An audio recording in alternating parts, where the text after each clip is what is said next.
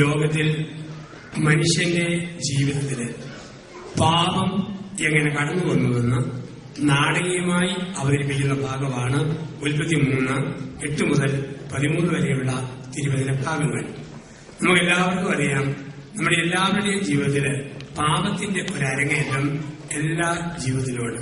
അതുകൊണ്ടാണ് പരിശുദ്ധനായ പൗലോസ് റോമാലേഖനത്തിന്റെ 7-ാം അധ്യായത്തിൽ 15-ാം വാക്യത്തിൽ പറയുന്നു, ആഗ്രഹിക്കുന്ന നന്മയല്ല ഇച്ഛിക്കാത്ത തിന്മ ചെയ്യുന്ന അധമനായ മനുഷ്യനാണ് ഞാൻ.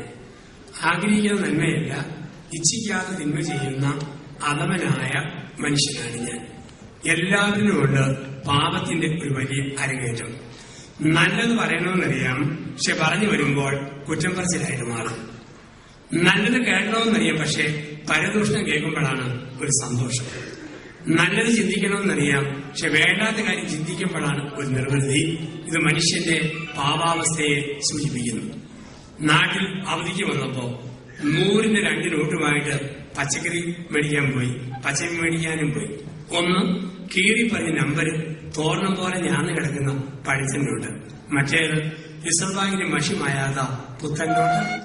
ആദ്യമേ 80 രൂപയുടെ പച്ചക്കറി മേടിച്ചിട്ട് ഏതിനോട് കൊടുക്കും? കീറി പറഞ്ഞ് നമ്പർ തോർണം പോലെ ഞാന്ന് കിടക്കുന്ന പഴയ നോട്ട്. മറ്റേത് 5 മിനിറ്റ് കഴിഞ്ഞ് മീൻകാരൻ കൊണ്ടുപോകും. അത്രയും നേരം മുറുകെ പിടിക്കാമല്ലോ. ഈ പ്രവണത നാം ഓരോരുത്തരുമുണ്ട്. സിനിമ കാണാൻ ചെന്ന് തിയേറ്ററിലിരിക്കും. ഇന്റർവ്യൂവിന് 5 മിനിറ്റ് മുമ്പ് കരണ്ടങ്ങ് പോയി. എത്ര പേര് വരും? പ്രൈസ് ദി ലോർഡ്, കരണ്ട് പോയല്ലോ. പുളിച്ച തെറിയും മുഴുത്ത കൂവലും കരണ്ട് പോകുമ്പോഴാണ്. വണ്ടി യാത്രയെ കണ്ടിട്ടുണ്ട് മനുഷ്യന്റെ സ്വാർത്ഥത. ഏറ്റുമാനൂർ ബസ് സ്റ്റാൻഡിൽ ബസ്സിനകത്തിരിക്കുമ്പോൾ ബസ് നിർത്തുക. അപ്പം 70 വയസ്സ് പ്രായമുള്ള അമ്മച്ചി ബസ്സിൽ നിറങ്ങുന്നു. കുറെ കക്ഷത്തിൽ വെച്ച് പ്ലാസ്റ്റിക് കൂടി ചുറ്റിപ്പിടിച്ച് കവടി നേരെയായിട്ട് ശരിക്കും അടുക്കും കുളിക്കുക. അമ്മച്ചി ഇറങ്ങി പോകുമ്പോൾ 5 അടി ചെറുപ്പക്കാരകത്തേക്ക് തള്ളി കയറും.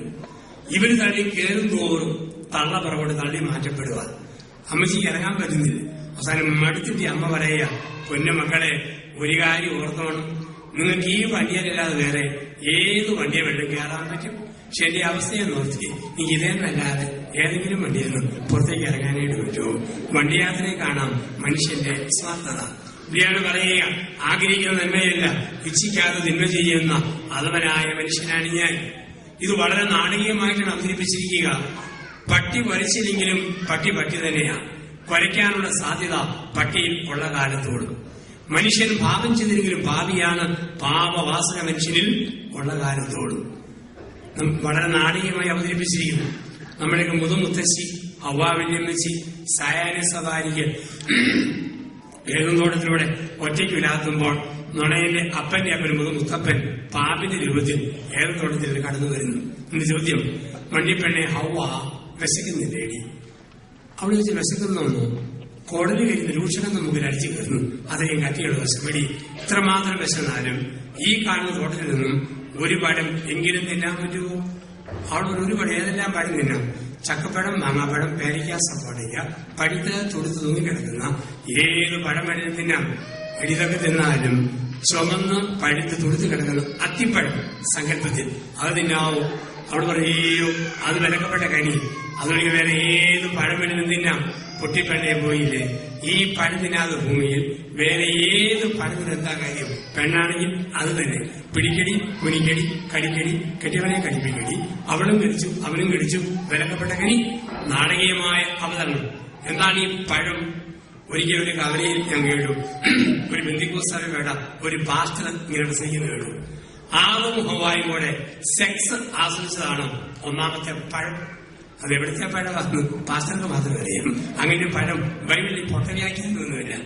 ബൈബിളിൽ പഴമെന്ന വാക്കിന് ഒറ്റ അർത്ഥമേ ഉള്ളൂ. ഒരു നിമിഷം കൊണ്ട് തീരുന്ന സുഖത്തിന്റെ സിംബോളിക് പ്രസന്റേഷനാണ് പഴം. ഭൂമി കിടക്കുന്ന പഴമെന്നല്ല എന്റെ അർത്ഥം. ഉദാഹരണത്തിന് പഴുതാ പിന്നെ അധികം നിൽക്കുകയില്ല, പെട്ടെന്ന് തീർന്നു പോകും. വാഴക്കുല പഴുത്തോ പടയിൽ നിന്നും പഴം പുടപെടാന്ന് പൊടിഞ്ഞ് താഴത്തേക്ക് വീഴും. കൂഴിച്ചക്ക പഴുത്തോ 2 നാളുകൊണ്ട് കൂഞ്ഞു വിട്ട് മടലു വിട്ട് അണിഞ്ഞു കുളവായി പരിപാടി മാറും. പഴുത്താ പിന്നെ അധികം നിൽക്കുകയില്ല. ഒരു നിമിഷം കൊണ്ട് തീരുന്ന സുഖത്തെ ബൈബിൾ വിളിക്കുന്ന വാക്ക് പഴം. നൈമിഷിക സുഖത്തിന്റെ വേദപുസ്തകത്തിലെ പേരാണ് പഴം. ദൈവം പറയും പെട്ടെന്ന് തീരുന്ന സുഖത്തിന്റെ പുറകെ പോകരുത്. സാത്താൻ പറയും പെട്ടെന്ന് ഇരുന്ന് സുഖത്തിന് പിറകെ പോകണം. സ്വയം ഭോഗം, സ്വർഗഭോഗം, മദ്യപാനം, മയക്കുമരുന്ന്, നീലക്കാസറ്റ്, മഞ്ഞപ്പുസ്തകം, കുറ്റം പറച്ചിൽ, പഴം. ഒരു നിമിഷത്തിന്റെ സുഖം. അത് കഴിയുമ്പോൾ മനസ്സിന് മുറിവ്. ഈ ഭൂമിയിൽ സ്വർഗത്തിന്റെ മുന്നാസ്വാദനം എപ്പോഴാന്ന് ചോദിച്ചാൽ, ചൊറിയാൻ തോന്നുമ്പം ചൊറിയേണ്ട സ്ഥലത്ത് ഉടനടി ചൊറിഞ്ഞാൽ സ്വർഗം. ചൊറിയാൻ തോന്നിയിട്ട് കൈ പൊക്കാൻ പറ്റിയല്ലേ, അതാണ് സാക്ഷാൽ നരകം. പെടലിയുടെ പുറകിൽ വല്ലാത്തൊരു ചൊറിച്ചില്. രണ്ടു കൈയും പൊക്കാൻ പറ്റിയില്ലെങ്കിൽ എന്ത് കഷ്ടമാണ്. പിന്നെ ഭിത്തിയായ ഭിത്തി, മതിരായ മതില്, മരമായ മരം, തിരുമൂട് തിരുമ്, ഒരുമൂട് തിരുമ്. ഒന്ന് മാറ്റി പറിച്ചാലും എന്തൊരു സുഖം. പുഴുക്കടി ചൊറിയുമ്പം ഒരു സുഖമുണ്ട്, പക്ഷെ പുഴുക്കടി ഒരിക്കലും കരിയല്ല. ഇതുപോലെയാണ് ചെറിയ ചെറിയ കാര്യങ്ങൾ ചെയ്യുമ്പം ഒരു സുഖമുണ്ട്, പക്ഷെ ആന്തരികമായ മുറിവ് എന്നും വർദ്ധിച്ചുകൊണ്ടിരിക്കും. തമ്പുരാൻ പറയും, പഴം തിന്നരുത്, തിന്മ ചെയ്യരുത്. ദൈവത്തിന്റെ സ്വരത്തിന് പകരം സാത്താന്റെ സ്വരത്തിന് കാതു കൊടുക്കുന്നതാണ് പാപം. ദൈവത്തിന്റെ സ്വരത്തിന് പകരം സാത്താന്റെ സ്വരത്തിന് കാതു കൊടുക്കുന്നു. അതിനെ വിളിക്കുന്ന പാപം. നന്മയ്ക്ക് പകരം തിന്മ പറയുമ്പോൾ അത് സാത്താന്റെ സ്വരത്തിന് കാതു കൊടുക്കുന്നു. തിന്മ ചെയ്യുന്ന ഒരു മനുഷ്യന് ഒളിക്കാനും മറയ്ക്കാനും ഒന്നുമില്ല. തിന്മ ചെയ്ത മനുഷ്യൻ ഒളിക്കാനും മറയ്ക്കാനും തുടങ്ങി. അന്ന് വരെ ജീവിതം എന്തൊരു ഫ്രീ ആയിരുന്നു. പക്ഷെ ദൈവത്തിന്റെ കാൽപരിമാനം കേട്ടപ്പോൾ ആദവും ഹവ്വായും കാട്ടുമരങ്ങൾക്കിടയിൽ ഒളിച്ചു. കിട്ടാവുന്ന ഇലയെല്ലാം പറിച്ചു കൊടുത്തു. എന്നിട്ടും സംശയം. നഗ്നത ശരിക്കും പറഞ്ഞു വെപ്രാളത്തിനും വേവലാതിക്കും ഇടയ്ക്ക് ആദ്യം കിട്ടിയത് ചൊറിയുണങ്ങിന്റെ ഇല. അതോട് തിന്നാണ്. അന്നു മുതൽ ചില കെട്ടിയന്മാർക്ക് ഭാര്യയെ കാണുമ്പോൾ വല്ലാതെ ചൊറിച്ചിൽ, ചില പെണ്ണിന് കെട്ടിയവനെ കാണുമ്പോൾ വല്ലാതെ ചൊറിച്ചിൽ, ചില ആൾക്കാർക്ക് അച്ഛന്മാരെ കാണുമ്പോൾ ചൊറിച്ചിലോട് ചൊറിച്ചിൽ. ഇത് ആരംഭിക്കുന്നത് ഏതോട് തിന്നാണ്. അന്ന് വരെ ഫ്രീ ആണ്. ഉൽപ്പത്തി 2:25 പുരുഷൻ സ്ത്രീ നഗ്നരായിരുന്നു, ലജ്ജ തോന്നിയില്ല. ഉൽപ്പത്തി 2:25 ബൈബിളിൽ നഗ്നത എന്ന് പറഞ്ഞാൽ തുണിയില്ലാത്ത അവസ്ഥ എന്നല്ല, സ്വാതന്ത്ര്യം. ഭാര്യയെ ഒളിക്കാൻ ഭർത്താവിനൊന്നുമില്ല, ഭർത്താവിനെ ഒളിക്കാൻ ഭാര്യയ്ക്കൊന്നുമില്ല, മക്കളെ ഒളിക്കാൻ മാതാപിതാക്കൾക്കൊന്നുമില്ല. നേരെവോ പുരുഷനും സ്ത്രീ നഗ്നരായിരുന്നു, ലജ്ജ തോന്നിയില്ല. പഴയ നിയമത്തിൽ ദാവീദ് രാജാവ് വാഗ്ദാന പേടകമെടുത്ത് യോർദാന വെള്ളത്തിൽ ചവിട്ടുമ്പോൾ ദൈവത്തിന് മുമ്പാകെ സ്വാതന്ത്ര്യം തോന്നിയ രാജാവ് ഉടുതുണി ഉരിഞ്ഞ് തോളയിലിട്ട് നഗ്നനായി നിർത്തി ചവിട്ടി. ചില കുഞ്ഞുപിള്ളേർക്ക് കൂടി സ്വാതന്ത്ര്യം. 1ാം ക്ലാസ് വിട്ട് വരുന്ന കുട്ടി അമ്മയുടെ തലവട്ടം കാണുമ്പോൾ ട്രൗസർ ഒരു തോളയിലിട്ട് കൂവിക്കോട് ഓടുന്ന കാണാം. നാട്ടിലെ ഒരു സാധാരണ കാഴ്ച. ഒരു വീട് വെച്ചിരിക്കാൻ മേടിച്ചു. ഓരോ മുറിയോട് വെഞ്ചിരിച്ച് പോകുമ്പോൾ ഒരു 3 വയസ്സുകാരൻ പൊന്നരിങ്ങാണ് മാത്രം വിട്ട് നൂൽ ബന്ധമില്ലാതെ അച്ഛന്റെ പുറകെ പരേഡ് നടത്തുന്നു. തള്ള പറഞ്ഞു, ചേരക്ക നിനക്ക് നാണമില്ലേ, ഒരച്ഛൻ വന്ന കണ്ടില്ലേ, അകത്ത് പോയി ഇട്ടോണ്ട് പാടാം. അമ്മ ആഘോഷമായിട്ട് കാലം ചെരുപ്പ് ഇട്ടുള്ളൂ. ഇത് മതിയോ? ഒളിക്കാനും മറയ്ക്കാനുമില്ല. ചില കടുകുടിയന്മാർക്ക് ഈ സ്വാതന്ത്ര്യമാണ്. കഴിഞ്ഞ വർഷം ക്രിസ്മസിന് പാലാ KSRTC ബസ് സ്റ്റാൻഡിന് മുമ്പിലൂടെ ഞാൻ പിറവിത്താനിലേക്ക് മോട്ടോർ സൈക്കിളിൽ പോകുന്നു. 2 കുടിയന്മാര്. ഒരുത്തൻ കണ്ടുവരും പൂക്കുറ്റി പൂസ, ഒരുത്തൻ ജനിച്ച പാടെ നൂൽ ബന്ധമില്ലാതെ കരിക്കൽ പ്രതിമ പോലെ ഗാന്ധി സ്റ്റാച്യു പോലെ വളർന്നു നിൽക്കുന്നു. മറ്റേ കുടിയൻ കഷ്ടപ്പെട്ട് ഒരു കീറത്തുണി അരയിൽ ഉടുത്തില്ലാ പരുവത്തിൽ പൊതിഞ്ഞു പൊതി വെച്ചിരിക്കുന്നു. ഞാൻ അതിലെ പോകുമ്പോൾ തുണിയുള്ള കുടിയൻ തുണിയില്ലാത്ത കുടിയനോട് പറയടാ, നാണം കെട്ടവനെ, ആ പോകുന്ന പുരോഹിതനാ ഓർമ്മ വേണം. നമ്മൾ തിരുസഭയുടെ മക്കളാ, മറക്കരുത്. എത്ര പൂസായാലും അച്ഛന്മാരെ കാണുമ്പോൾ നാണവും ബഹുമാനവും വേണം. പൂസായ നിനക്കതിലും എനിക്കുണ്ടാകും പറഞ്ഞു ഇവനേത് മൊത്തം പറിച്ച് അവനെ ഉടുപ്പിന്ന് ഒടിയാൻ. ഒളിക്കാനും മറയ്ക്കാനുമില്ല. ജീവിതം തുറന്ന പുസ്തകം. തിന്മ ചെയ്ത മനുഷ്യൻ ഒളിക്കാനും മറയ്ക്കാനും തുടങ്ങി. അവന്റെ ജീവിതത്തിൽ ഒളിക്കലും മറയ്ക്കലും കടന്നു വന്നു. പ്രിയപ്പെട്ടവരെ, എന്താണ് പാപമെന്ന് വേദപുസ്തകത്തെ വെച്ചുകൊണ്ട് ഈ മണിക്കൂറിൽ ഇന്ന് വ്യാഖ്യാനിക്കുന്നു. എന്താണ് പാപം? ദൈവം പരദീസയിൽ 3 സത്യം പറഞ്ഞപ്പോൾ തിന്മ പരദീസയിൽ തന്നെ 3 നുണ പറഞ്ഞു. ഇതാണ് ബൈബിൾ വ്യാഖ്യാനം. ദൈവം 3 സത്യം പറഞ്ഞപ്പോൾ സാത്താൻ 3 നുണ പറഞ്ഞു. അവിടെയാണ് പാപത്തിന്റെ അരങ്ങേറ്റം. എന്താണ് ദൈവം പറഞ്ഞ 3 സത്യങ്ങൾ? 1, ദൈവം സത്യമാണ്. 2, പാപം നാശമാണ്. 3, മനുഷ്യന് വിലയാണ്. ഇതാണ് പരദീസയിൽ ദൈവം പഠിപ്പിച്ച 3 സത്യങ്ങൾ. ദൈവം സത്യമാണ്, പാപം നാശമാണ്, മനുഷ്യന് വിലയുണ്ട്. ഞാൻ പറഞ്ഞതുപോലെ സംഭവിക്കും. ദൈവം സത്യമാണ്, പാപം നാശമാണ്. തിന്മ ചെയ്താൽ നീ മരിക്കും. പാപം നാശമാണ്. മനുഷ്യന് വിലയുണ്ട്. ദൈവത്തിന്റെ ഛായയിലും സാദൃശ്യത്തിലും നീ സൃഷ്ടിക്കപ്പെട്ടതാണ്. 3 സത്യങ്ങൾ. ദൈവം സത്യമാണ്, പാപം നാശമാണ്, മനുഷ്യന് വിലയുണ്ട്. 3 സത്യങ്ങൾ ദൈവം പഠിപ്പിച്ചപ്പോൾ സാത്താൻ 3 നുണ മനുഷ്യന്റെ മനസ്സിൽ കുറിച്ചിട്ടു. നിങ്ങൾക്കും എനിക്കുള്ള വലിയൊരു കുഴപ്പമാണ്. നല്ല കാര്യം 100 പ്രാവശ്യം കേട്ടാലും പഠിക്കാതെ നമ്മൾ വേണ്ടാത്ത കാര്യം 1 പ്രാവശ്യം കേട്ടാൽ കാണാപ്പാടം പഠിക്കും. നമ്മുടെ പ്രത്യേകതയാണ്. നല്ല കാര്യം എത്ര കേട്ടാലും പഠിക്കുക. എന്തെങ്കിലും ഒരു വേണ്ടാത്ത കാര്യം ഞാൻ പറഞ്ഞു, അത് കാണാപ്പാടം പഠിക്കും. സാത്താൻ 3 നുണ പറഞ്ഞു. 1, ദൈവം നുണയനാണ്. 2, പാപം ലാഭകരമാണ്. 3, മനുഷ്യന് വിലയില്ല. ഇതാണ് സാത്താൻ പഠിപ്പിച്ച 3 നുണകൾ. ദൈവം നുണയനാണ്, പാപം സുഖകരമാണ്, മനുഷ്യന് വിലയില്ല. സത്യമായ ദൈവത്തെ നുണയനായി അവതരിപ്പിച്ചു. അന്നു മുതൽ സകല സത്യങ്ങളെയും ചോദ്യം ചെയ്യാനും സംശയിക്കാനും നിങ്ങൾ ആരംഭിച്ചു, ഞാനും ആരംഭിച്ചു. ഈ സംശയം തുടങ്ങുന്നത് പരദീസയിലാണ്. ആദ്യ രാത്രിയിൽ ആദം കൂർമ്മ വിളിച്ചു കിടന്ന് ഉറങ്ങുമ്പം ആദത്തിന്റെ വയറെ കൂടെ പാമ്പഴയുന്നവരെന്തോന്ന് എഴുതി കയറും. ആദം ഞെട്ടിയെഴുതി നോക്കുമ്പോൾ ഹൗവ അവന്റെ വയറെ കയറി കുത്തിയിരുന്ന് വായനയിൽ എണ്ണി നോക്കുകയാണ്. 1, 2, 3, 3, 2, 1. എന്നാടി തപ്പുന്നത്? മിണ്ടാതെ ചോദിച്ചാ നിങ്ങളുടെ വേറെ വല്ല വാരിയിലും പോയിട്ടുണ്ടെന്ന് ഞാൻ തപ്പി നോക്കട്ടെ. 1, 2, 3, 3, 2, 1. അന്നു മുതൽ ഭാര്യയെ സംശയിക്കുന്ന ഭർത്താക്കന്മാർ ഭൂമിയിൽ ജന്മമെടുത്തു. പുറത്തുപോയി തിരിച്ചു വരുമ്പോൾ നോക്കുന്നു, വേറെ ആരും വന്നിട്ട് പോയിട്ടുണ്ട്. പെണ്ണുങ്ങൾക്കും സംശയം, ഭർത്താവിനെ സംശയം. യാത്ര കഴിഞ്ഞ് ഭർത്താവ് വന്ന് ഷട്ടൂരി കാറ്റിലും കൊടുത്തിട്ടു. നമ്മുടെ നാട്ടിൽ ഭാര്യ നോക്കി പല കറുത്ത മുടിയെങ്ങാനും ഉടക്കി കിടക്കുന്നു. ഉടനെ കണ്ടാൽ പറയും, ഞാനും പിള്ളേരും പോവുക. ഏത് ചെറുപ്പക്കാരുടെ പുറകെ പോയെന്ന് താനിപ്പം പറഞ്ഞോ. ഒരു ദിവസം നരച്ച മുടി ആ കൊള്ളാമല്ലോ. കിഴങ്ങന്മാരെ പോലും വെറുതെ വിളിക്കുന്നത്. ഒരു ദിവസം ഒരു മുടിയൊന്നുമില്ല. അമ്പടാ കള്ള എന്നെ പറ്റിക്കാൻ പറ്റി താനേതോ കഷറ്റിയുള്ള പെണ്ണുങ്ങളോടാ പോയെന്ന് എനിക്ക് നല്ല ഉറപ്പ്. ഈ സംശയം ആരംഭിച്ചു. സംശയം നമുക്കറിയാം. സംശയത്തിന്റെ വിത്ത് വീണാൽ തന്നെ എല്ലായിടത്തും പ്രശ്നമല്ലേ. സംശയം. ഭാര്യ ഭർത്താവിന്റെ ഷട്ടിലാക്കി തേച്ചു കൊടുത്തു. ഭർത്താവിന്റെ കർണപുരിയുടെ കൂട്ടും കൊടുത്തു. താനെ ഇത്രമാത്രം ഞാൻ സ്നേഹിച്ചിട്ടു. താൻ ഈ വഞ്ചന കാണിച്ചത് എന്നാടി? തന്റെ ഷർട്ടിന്റെ പോക്കറ്റിൽ ഹെലൻ എന്ന പെണ്ണിന്റെ പേര്. ആരാണോ ഈ ഹെലൻ? ഒരടി കുട്ടി. ടൗണിൽ ചെറുപ്പം കുതിരകളുടെ പന്തയോട്ടം. ഒരു കുതിരയുടെ പേര ഹെലൻ. അതിന് ഒരു 10,000 രൂപ വെച്ചു വെച്ചു. നീ ഇതിനെ സംശയിച്ചത് കഷ്ടമായി പോയോ? ക്ഷമിക്കണം, ഞാൻ ഉദ്ദേശിച്ച പെണ്ണുങ്ങളുടെ പേരാ. അങ്ങ് തീർന്നു. രാവിലെ 6 മണിക്ക് കട്ടക്കാപ്പി കൊണ്ട് കൊടുക്കുകയും ഒറ്റ അടിമോട് കൊടുത്തില്ല. അവിടെ അല്ലെങ്കിൽ തന്റെ പന്തയം കുതിര രാവിലെ 5:15 എന്നെ ഫോൺ വിളിച്ചായിരുന്നു. ഇതാണ് പ്രശ്നം. ഈ സംശയത്തിന് വിത്ത് വീണു. അവിടെ തുടങ്ങി ജീവിതം മുഴുവൻ. ഇപ്പം സംശയത്തിന്റെ അവസരം ഭർത്താവ് ഭാര്യയ്ക്ക് കൊടുക്കരുത്, ഭാര്യ ഭർത്താവിന് കൊടുക്കരുത്. ഒരുത്തൻ കല്യാണം കഴിച്ചു. നല്ല മെഡിക്കൽ നേഴ്സിനെ, പാവങ്ങളാണ്. അവൾ അരഞ്ഞ് കഷ്ടപ്പെട്ട് പഠിച്ച് പരീക്ഷ എഴുതി അമേരിക്ക. അവിടെ ചെന്ന് 6ാം ക്ലാസ്സായി. 2 വർഷം കഴിഞ്ഞ് ഇവനെ തിരിച്ചുകൊണ്ട് കൊണ്ടുപോയി. ഇവൻ സംശയ രോഗിയാണ്. ഇടയ്ക്കിടയ്ക്ക് ഫോൺ വിളിച്ച് നോക്കും, ഇവിടെ സാഹിബിനോടെ വല്ലതും ആണോ അതോ ഡ്യൂട്ടി റൂമിലാണോ? ഈ സൂക്കയെ ലഭിച്ചാണ് സംശയത്തിന് സൂക്കാണ്. ചെന്നപ്പോഴും സംശയം. ഇവിടെ ഭക്ഷണം കഴിച്ചാൽ ചുമന്ന് കൊടുത്ത് അല്പം മെഡിക്കായിട്ടിരിക്കുന്നു. ഇങ്ങനെ ഒബ്സർവ് ചെയ്യാം. രാത്രി 12 മണി ഇങ്ങനെ അടിലേ കിടക്കുക 2 പേരും കൂടെ. ഇപ്പം പെട്ടെന്ന് ഇവിടെ ടെലിഫോൺ ഒന്ന് മിന്നി. നോക്കിയപ്പോ ഏതോ ഒരുത്തന്റെ മെസ്സേജ് വന്നു, ബ്യൂട്ടിഫുൾ. ഇഷ്ടപ്പെട്ടില്ല. രാത്രി 12 എന്റെ ഭാര്യയെ ബ്യൂട്ടിഫുൾ വിളിക്കാനാര്? 12 നോക്കി വീണ്ടും വരുന്നു, ബ്യൂട്ടിഫുൾ. കരുത്തെ പിടിച്ച് നോക്കി, അരുവിനെ പിടിച്ചു. ആരാടിയും പിടിച്ചു. നിന്റെ ഈ കാമ്പ് ഞാനില്ലാത്ത കാലം രാത്രി 12 ബ്യൂട്ടിഫുൾ ആണെന്ന് ഞാനല്ലേ തീരുമാനിക്കുന്നത്. ആരാടി പിടിച്ചു? വലിയ പരീക്ഷ. ഇംഗ്ലീഷ് എടുത്തില്ല, പറയണം ബാറ്ററി ഫുള്ളെന്ന് എഴുതി കാണിക്കുന്നത്.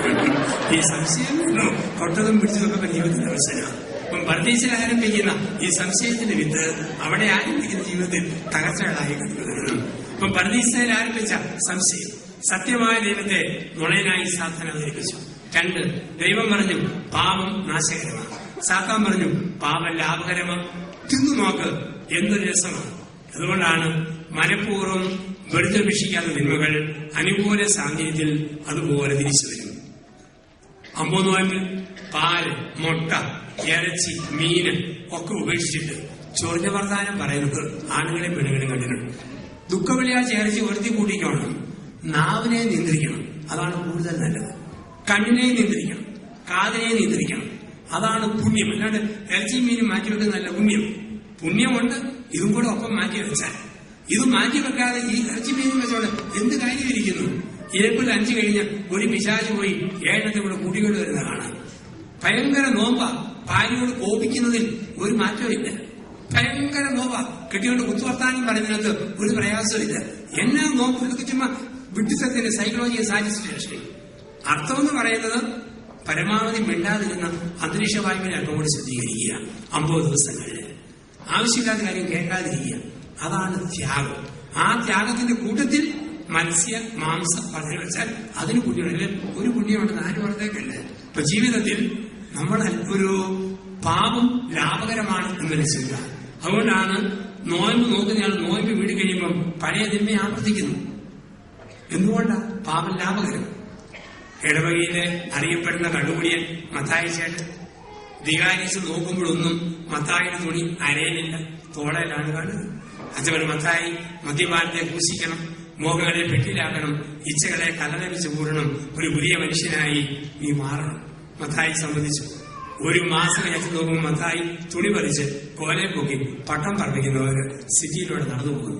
അച്ഛൻ മത്തായി ഞാൻ പറഞ്ഞില്ലേ, മദ്യപാനത്തെ ക്രൂശിക്കണം, മോഹങ്ങളെ പെട്ടിയിലാക്കണം, ഇച്ഛകളെ കലത വെച്ച് കൂടണം, ഒന്നും ചെയ്തില്ല. അവൻ പറഞ്ഞു അച്ഛൻ പറഞ്ഞതുപോലെ മദ്യപാനത്തെ ക്രൂശിച്ചു, മോഹങ്ങളെ പെട്ടിയിലാക്കി, ഇച്ഛകളെ കലത വെച്ച് കൂട്ടി. പക്ഷെ അച്ഛാ അതെല്ലാം അവനോടൊപ്പം 3-ാം ദിവസം ഉയർത്തുവന്നു നിത്യകാലം ജീവിക്കാനായിട്ട്.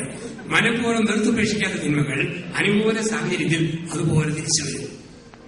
കള്ളിന്റെ മണമടിച്ചാൽ ഓക്കാനിക്കുന്ന വികാരിച്ച് കള്ളിനകത്ത് മാമോദിസം മുങ്ങിയ തപ്പിയാൽ രണ്ടുപേരും കൂടെ വീട് വെഞ്ചിരിപ്പിന് പോയി. വെഞ്ചിരിപ്പ് വഴി തിരിച്ചു വരുന്നത് കള്ള് ഷാപ്പിന്റെ മുറ്റത്തൂടെ. ഷാപ്പിന്റെ മുറ്റത്ത് വന്നപ്പോൾ അച്ഛൻ മൂക്കുപൊത്തി, കുടിയനായ കപ്പിയാര് മൂക്കും വായും ഒരുമിച്ച് പൊത്തി. പള്ളിമുറിയിൽ അച്ഛൻ ചോദിച്ചു, നീ എന്തിനാടാ കുടിയനായ നീ മൂക്കും വായും പൊത്തിയത്? അവൻ ചോദിച്ചു, അച്ഛൻ എന്തിനാ മൂക്ക് പൊത്തിയത്? അച്ഛൻ പറഞ്ഞു, വൃത്തികെട്ട നാറ്റം മൂക്കിൽ കയറാതിരിക്കാൻ ഇതിനെ മൂക്കും വായും പൊത്തിയത്. പൊന്നച്ച കാര്യ നാറ്റം പോകാതിരിക്കാൻ. കാരണം പാപം ലാഭകരമാണ്, പാപം സുഖകരമാണ്. വീണ്ടും സാത്താൻ പറഞ്ഞു, നിനക്ക് വിലയില്ല. ദൈവം പറഞ്ഞു, നീ വിലപ്പെട്ടവന് അമൂല്യനുമാണ്. സാത്താൻ പറഞ്ഞ വിലയില്ല. പക്ഷിക്ക് കൊത്താമെങ്കിൽ, പശുവിന് കടിക്കാമെങ്കിൽ, മൂലിക്ക് ചതയ്ക്കാമെങ്കിൽ, എരുമയ്ക്ക് നുണയാമെങ്കിൽ നിനക്കും ചെയ്തുകൂടെ? മൃഗം ചെയ്തു നോക്ക്, നിനക്കും ചെയ്തുകൂടെ? മനുഷ്യന്റെ വില വെറും മൃഗത്തിന്റെ വില. മൃഗത്തിന്റെ വിലയല്ലല്ലോ മനുഷ്യന്റെ വില. ഇറച്ചി കണ്ടാൽ പട്ടി ചാടി വീഴും, കരിമ്പ് കണ്ടാൽ ആന ചവിട്ടി മതിക്കും, വൈകോല് കണ്ടാൽ എരുമ ചാടി വീഴും. പക്ഷേ ആഹാരത്തിന് മുമ്പിൽ നിരാഹാരം ഇരിക്കാൻ നിങ്ങൾക്ക് പറ്റും. കല്യാണത്തിന് മുമ്പിൽ കല്യാണം പാലിക്കാൻ നമുക്ക് പറ്റും. കാരണം മനുഷ്യൻ സൃഷ്ടിയുടെ പകടമാണ്. ദൈവം പറഞ്ഞു വിലപ്പെട്ടവനാണ്, സാത്താൻ പറഞ്ഞു വിലയില്ല. എങ്കിൽ പ്രിയപ്പെട്ടവരെ, വേദപുസ്തകത്തിലെ സകല പാപങ്ങളെയും 3 തലക്കെട്ടിന് കീഴിൽ നമുക്കിങ്ങനെ സംഗ്രഹിക്കാം. എല്ലാ പാപങ്ങളും 3 തലക്കെട്ടിന് കീഴിൽ നമുക്കിങ്ങനെ സംഗ്രഹിക്കാം. 1, കാണാൻ കൊള്ളാവുന്ന, കാണാൻ കൗതുകമുള്ള പഴം ഔവായ്ക്ക് കാണിച്ചു കൊടുത്തു. അതിന്റെ വാക്കാണ് കണ്ണുകളുടെ ദുരാശ. തിന്നാൻ കൊതി തോന്നി, അതിന്റെ വ്യാഖ്യാനമാണ് ജഡത്തിന്റെ ദുരാശ. ദൈവത്തെ പോലെയാകാൻ ത്വര തോന്നി, അതാണ് ജീവിതത്തിന്റെ അകന്ത. എല്ലാ പാപങ്ങളും ഈ 3 എണ്ണത്തിൽപ്പെടും. കാണാൻ കൗതുകമുള്ള പഴം കണ്ണുകളുടെ ദുരാശ, തിന്നാനുള്ള കൊതി ജഡത്തിന്റെ ദുരാശ, ദൈവത്തെ പോലെയാകാനുള്ള അഭിവാഞ്ച ജീവിതത്തിന്റെ അകന്ത. ഇതായിരുന്നു മത്തായി 4 ക്രിസ്തുവിന്റെ പ്രലോഭനം. ഉൽപ്പത്തി 3 ഔവായുടെ പ്രലോഭനം, മത്തായി 4 ക്രിസ്തുവിന്റെ പ്രലോഭനം. കാണാവുന്ന ദേശം മുഴുവൻ കാണിച്ചു കൊടുത്തു, കണ്ണുകളുടെ നിരാശ. കല്ലിനെ അപ്പമാക്കി തിന്നാൻ തോന്നി, ജഡത്തിന്റെ നിരാശ. ദൈവോത്തരല്ലേ താഴത്തേക്ക് ചാട്, ജീവിതത്തിന്റെ അകന്ത. അതുകൊണ്ട് 1 യോഹന്നാൻ 2-ാം അധ്യായം 15 മുതൽ 17 വരെ വാക്യങ്ങളിൽ ഇങ്ങനെ പറഞ്ഞു വെച്ചു. 1 യോഹന്നാൻ 2-ാം അധ്യായം 15 മുതൽ 17 വരെയുള്ള വാക്യങ്ങൾ. ലോകത്തിന്റെ മോഹങ്ങൾ 3 എണ്ണമാണ്. അവ കണ്ണുകളുടെ നിരാശ, ജഡത്തിന്റെ നിരാശ, ജീവിതത്തിന്റെ അകന്ത, ഇവയും ദൃശ്യം ആയവയുമാണ്. നമ്മുടെ ജീവിതത്തിൽ ഏറ്റവും കൂടുതൽ ശ്രദ്ധിക്കേണ്ട ഒന്നാണ് കണ്ണ്. ലോകത്തിൽ മനുഷ്യന്റെ 3 അവയവങ്ങൾക്ക് പ്രത്യേക പവറുണ്ട്. ശാസ്ത്രീയമായി വ്യാഖ്യാനിക്കാൻ വരാത്ത പ്രത്യേക പവറുള്ള 3 അവയവങ്ങളുണ്ട്. അത് 1 കൈ, 2 നാക്ക്, 3 കണ്ണ്. അന്ധവിശ്വാസമൊന്നുമില്ല, ഇത് സത്യമാണ്. അതിന് ദൈവികമായതോ പൈശാചികമൊന്നുമില്ല. അത് മനുഷ്യന്റെ ശരീരഘടനയുടെ പ്രത്യേകത വരുന്ന 3 പവറാണ്. ഇവിടെ കർത്താവ് പറയുന്നു, ഏറ്റവും സൂക്ഷിക്കേണ്ട അവയവം കണ്ണാണ്. മത്തായി 6:24 മുതൽ 26 വരെ വാക്യങ്ങൾ. കണ്ണ് കുറ്റമറ്റതെങ്കിൽ കാഴ്ചയും കുറ്റമറ്റതായിരിക്കും. കണ്ണിന് കുറ്റമുണ്ടോ, കാഴ്ചയും കുറ്റമുള്ളതായിരിക്കും. നമുക്കറിയാം, കൈക്ക് പവറുണ്ട്. ചില ആൾക്കാർ രാവിലെ 100 രൂപ വായ്പ മേടിച്ചാൽ വൈകിട്ട് തന്നെ കുത്തുവാളയാണ്. ചിലരോട് 100 മേടിച്ചാൽ 500 പൊരിക്കും, കൈപ്പൊഴിയും. ചില ആന്റിമാരി കോഴിക്കറി വെച്ചാൽ ചട്ടിയുടെ മൂടും കൂടെ പഠിച്ച് നക്കാൻ തോന്നും, അത്രയും നല്ല രുചി. ചില പെണ്ണുങ്ങള് ഇതേ മസാലയുടെ കറി വെച്ചാലും അത് വിറവോളി അരപ്പിട്ടതുകൊണ്ടിരിക്കും, ഒരു ടേസ്റ്റുമില്ല. ചില ഡോക്ടർമാരും നേഴ്സുമാരും മരുന്ന് കൊടുത്തോ സൗഖ്യം, ചില അതേ മരുന്ന് കൊടുത്തോ അസുഖം കൂടുന്നതല്ലാതെ യാതൊരു മാറ്റമില്ല. ചില ആൾക്കാർ നാട്ടിൽ വാഴക്കര വെട്ടിയാൽ സർവകൽ വരെ കരുതി കുത്തിയിരിക്കും. ചിലന്ന് വരഞ്ഞാൽ മതി, ഉടനെ പഠിക്കാൻ തുടങ്ങും. കൈയുടെ കാന്തശക്തി. ഇതുപോലെ നാക്കിന് കാന്തശക്തിയുണ്ട്. നമ്മളുടെ എഫിക്കസി ഓഫ് ദ വേർഡ്, നാക്കിനുള്ള കാന്തശക്തി. ചില ആൾക്കാർ പറഞ്ഞിരിക്കുക, ഞാൻ ധ്യാനിപ്പിലേക്ക് ചെല്ലുമ്പോൾ ആശ്രമത്തിൽ ഭക്ഷണം ഉണ്ടാക്കുന്ന ചേച്ചി പറയുമ്പോ അച്ഛനൊരു ഭാഗ്യവാന് ലോകം മുഴുവൻ പറന്നു ധ്യാനിപ്പിക്കുക, ഒരു ക്ഷീണമില്ലല്ലേ, മൊരമുഞ്ഞിന് കൂട്ടാണല്ലോ ഓടി നടക്കുന്നത്. അന്ന് രാത്രി 8:30 ജപ്പാൻ ജനം, ഡെങ്കിപ്പനി, ചിക്കൻ ഗുനിയാണ് ആ രാത്രി തന്നെ എത്തുന്നു. മാവേ നോവിലെന്തും മാങ്ങായ പറഞ്ഞു തീർന്നില്ല, മാവ് മൂടെ ഒഴിഞ്ഞിട്ടുള്ള കാലം കിടക്കുന്നു. ചിലരുടെ നാക്കിന് പ്രത്യേകതയാണ്, ചില കണ്ണിന് കാന്തശക്തിയാണ്. അവിടെ ചില കെട്ടിടം പണി ആദ്യം ബൊമ്മ, പിന്നെ ഭിത്തി. ചില ഭിത്തിയൊക്കെ ഭിത്തി പോലും വിട്ടുപോകും. പച്ചക്കറി തൊഴിൽ ആദ്യം പോലും, പിന്നെ കോവയ്ക്കാം. ചില കോവയ്ക്കാൻ പുഴുത്തു പോകും. ചില കണ്ണിന് പ്രത്യേക ശക്തിയുണ്ട്. ഒരു മനുഷ്യൻ നോക്കിയാലിരിപ്പത് പറഞ്ഞാൽ അതിനേക്കാൾ ഇരിപ്പത്. അയൽവാസി 500 രൂപ കൊടുത്തിട്ട് പറഞ്ഞു, എന്റെ കൂടെ വാ. അയൽവക്കത്തെ വീട്ടിലൊരു എലിമ 7 ലിറ്റർ പാല് ചെമ്പുകലം പോലത്തെ അകിടെ നോക്കിയിട്ട് എന്നാ മുടിഞ്ഞ പാലാന്ന് പറഞ്ഞാൽ മതി, 500 രൂപ. അസൂയിക്ക് കൊടുത്തതാണ്. ചിലപ്പോൾ തൊഴുത്തിൽ എരുമയില്ല, അങ്ങ് ദൂരെ കാപ്പിത്തോട്ടത്തിൽ എരുമ നിൽക്കുന്നു. കാശ് കൊടുത്ത ആൾക്ക് നഷ്ടമല്ലേ. അയാൾ നോക്കിയിട്ട് പറഞ്ഞു, ഒന്ന് ചെരിഞ്ഞു നോക്കി, എരുമയുടെ പാല് കാണുന്നുണ്ടോ? ഇല്ല. ഒന്ന് ഞെളിഞ്ഞു നോക്കിയില്ല, ഒന്ന് മാറി നോക്കിക്ക്. 3ാമത് നോക്കിയപ്പം എരുമയെ കണ്ടല്ലേ കണ്ടു. ഓ, എരുമയോടെ നിൽക്കട്ടെ, ചേട്ടന്റെ കാഴ്ചശക്തി അപാരമാണെന്ന് പറഞ്ഞു. അവൻ പൊട്ടക്കണ്ണനായിട്ട് മാറിയെന്നാണ് പറയുക. ഇതിനകത്ത് പുണ്യമോ പോകുന്നില്ല, ഉണ്ട് ഒരു തരംഗമുണ്ട്. ചില മനുഷ്യന്റെ ശരീരത്തിൽ തരംഗ വ്യത്യാസമാണ്. ഒരു വീട്ടിൽ 5 പേരുണ്ട്, ചില ഒരാളുടെ ദേഹത്ത് കാണും ഈ തരംഗം. ഉദാഹരണം, ചില ശരീരത്തിലെ രക്തങ്ങൾ തേനീച്ചയ്ക്ക് ഇഷ്ടമാണ്. എവിടെ കണ്ടാലും തേനീച്ച അവരെ ഓടിച്ചിട്ട് കുത്തും. ചില പാമ്പ് ഓടിച്ചിട്ട് കുത്തും, പട്ടി ഓടിച്ചിട്ട് കരിക്കും. ചില ശരീരത്തിന് പ്രത്യേകതയുണ്ട്. ചില കുടുംബത്തിലൊരു തരംഗമുണ്ട്, അവിടെ അപകടമരണം നിരന്തരമായിട്ട് വരും. ചില വളവുകളിൽ ഒരു തരംഗമുണ്ട്, വണ്ടി അപകടങ്ങൾ അവിടെ സംഭവിക്കും. ഇതിന് ശാസ്ത്രീയമായ വ്യാഖ്യാനമൊന്നുമില്ല, വിവരിക്കാൻ മേലാത്ത ഒരു തരംഗം. പിന്നെ നമ്മൾ കൊന്തയിൽ പ്രാർത്ഥിച്ച് വചനമൊക്കെ വായിച്ച് ഒരു പോസിറ്റീവ് എനർജി, ഊർജം നമ്മൾ സൃഷ്ടിച്ചെടുത്ത് ഈ നെഗറ്റീവ് തരംഗങ്ങളെ നമ്മൾ അതിജീവിക്കാൻ പഠിക്കണം. എനിക്ക് രക്ഷയില്ലാന്ന് പറഞ്ഞ് ഓടുന്നതിൽ അർത്ഥമില്ല. ഇങ്ങനെയുള്ള നമ്മുടെ ഒരു വിൽ പവർ കൊണ്ടും ആത്മീയ ശക്തി കൊണ്ടും അതിജീവിക്കാൻ നമ്മൾ പഠിക്കണം. ചില ശരീരത്തിൽ ഇടിമിന്നൽ, വാഗമൺ മലയിൽ 20 വട്ടം നിന്നും നടുക്കത്തെ ആളെ മാത്രം ഇടിമിന്നലിൽ കരിച്ചു കളഞ്ഞു. ഒരു കാന്തശക്തി അവരുടെ ശരീരമുണ്ട്. ചില ആൾക്കാർ ഇരുമ്പ് കൈപിടിച്ച് നടന്നാൽ മതി, ഭൂമിയുടെ കീഴെ വെള്ളമുണ്ട്, അവിടെ ചെല്ലുമ്പോൾ കൈ ധരിക്കും. അവരാണ് കിണറിന് സ്ഥാനം കണ്ടുപിടിക്കുന്നവര്.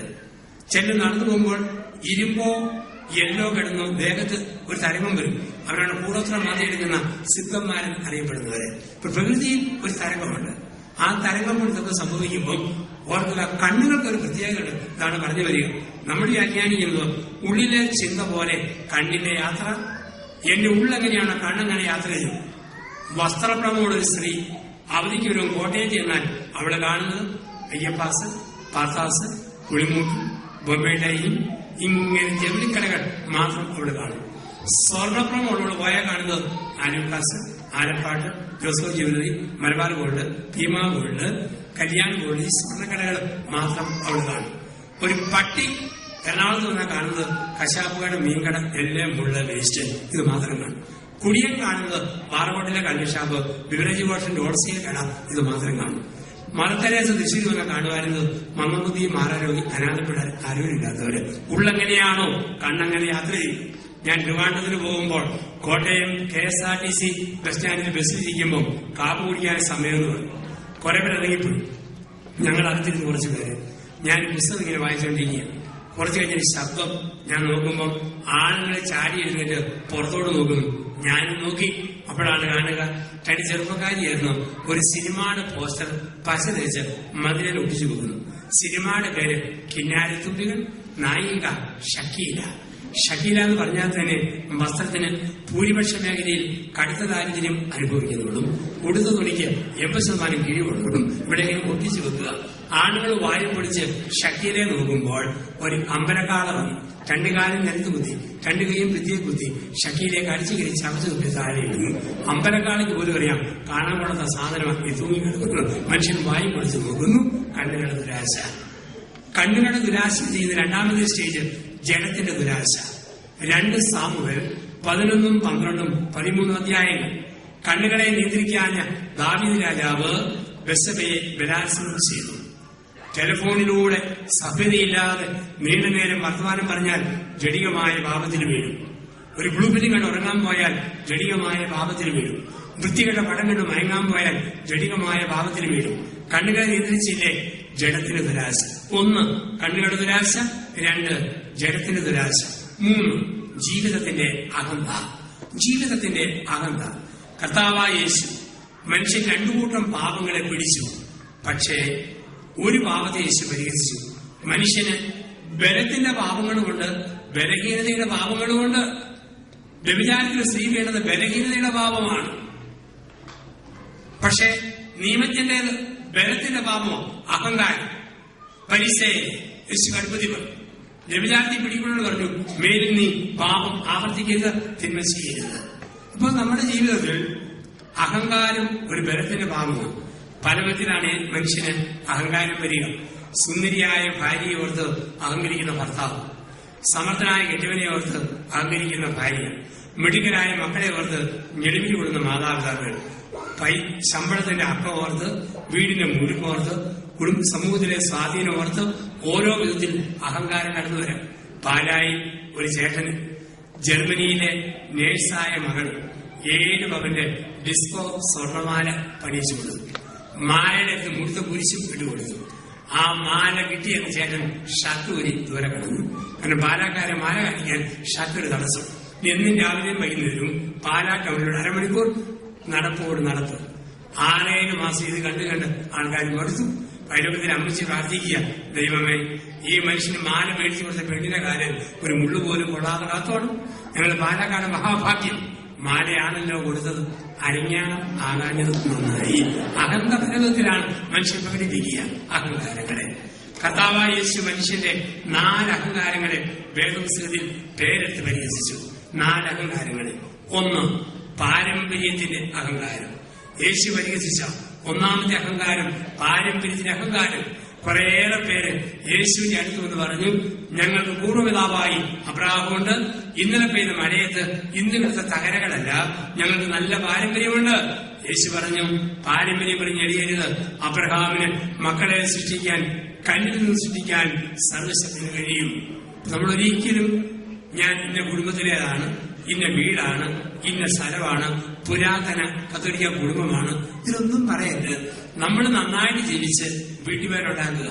ഒരു നല്ല വീട്ടിൽ കുഴപ്പമുള്ള ഒരാളുണ്ടായാൽ വീട്ടുപേര് തകർന്നു. ഒരു താഴ്ന്ന വീട്ടിൽ ഒരു നല്ലവൻ പിറന്നാൽ വീട്ടിൽ പേര് വളർന്നു. ഉഴവൂര് ഒരുപാട് സമ്പന്നന്മാരുടെ സ്ഥലമാണ്. പക്ഷെ ഇന്ന് ഒരു വീട് എല്ലാവരും ശ്രദ്ധിക്കും. അപ്പൻ തെങ്ങുകയറ്റക്കാരൻ, അമ്മ തുണിയലക്കുകാരി, പച്ചനെല്ല് കുത്തി പച്ചരിച്ചോറും ചമ്മന്തിയും കഴിച്ച ഒരു മനുഷ്യൻ. ആ മനുഷ്യൻ നാട്ടിൽ വളർന്നു വന്നു. ആ മനുഷ്യൻ നാട്ടിൽ വലിയവനായി വളർന്നു വന്നു. അങ്ങനെ ഏറ്റവും അറിയപ്പെടുന്ന വീടായി മുൻ രാഷ്ട്രപതി KR നാരായണന്റെ വീട്. നമ്മൾ ഇന്ന് ജീവിച്ച് നല്ല പേരുണ്ടാക്കി കുടുംബത്തിന്റെ പേര് വളർത്തുക. കുടുംബത്തിന്റെ പേരെന്ന് പറഞ്ഞാൽ അർത്ഥമില്ല, നമ്മുടെ പേരുണ്ടാക്കുക. യേശു പരിഹസിച്ചു പാരമ്പര്യത്തിന്റെ അഹങ്കാരം. 2 അറിവിന്റെ അഹങ്കാരം, ഇന്റലക്ച്വൽ പ്രൈഡ്.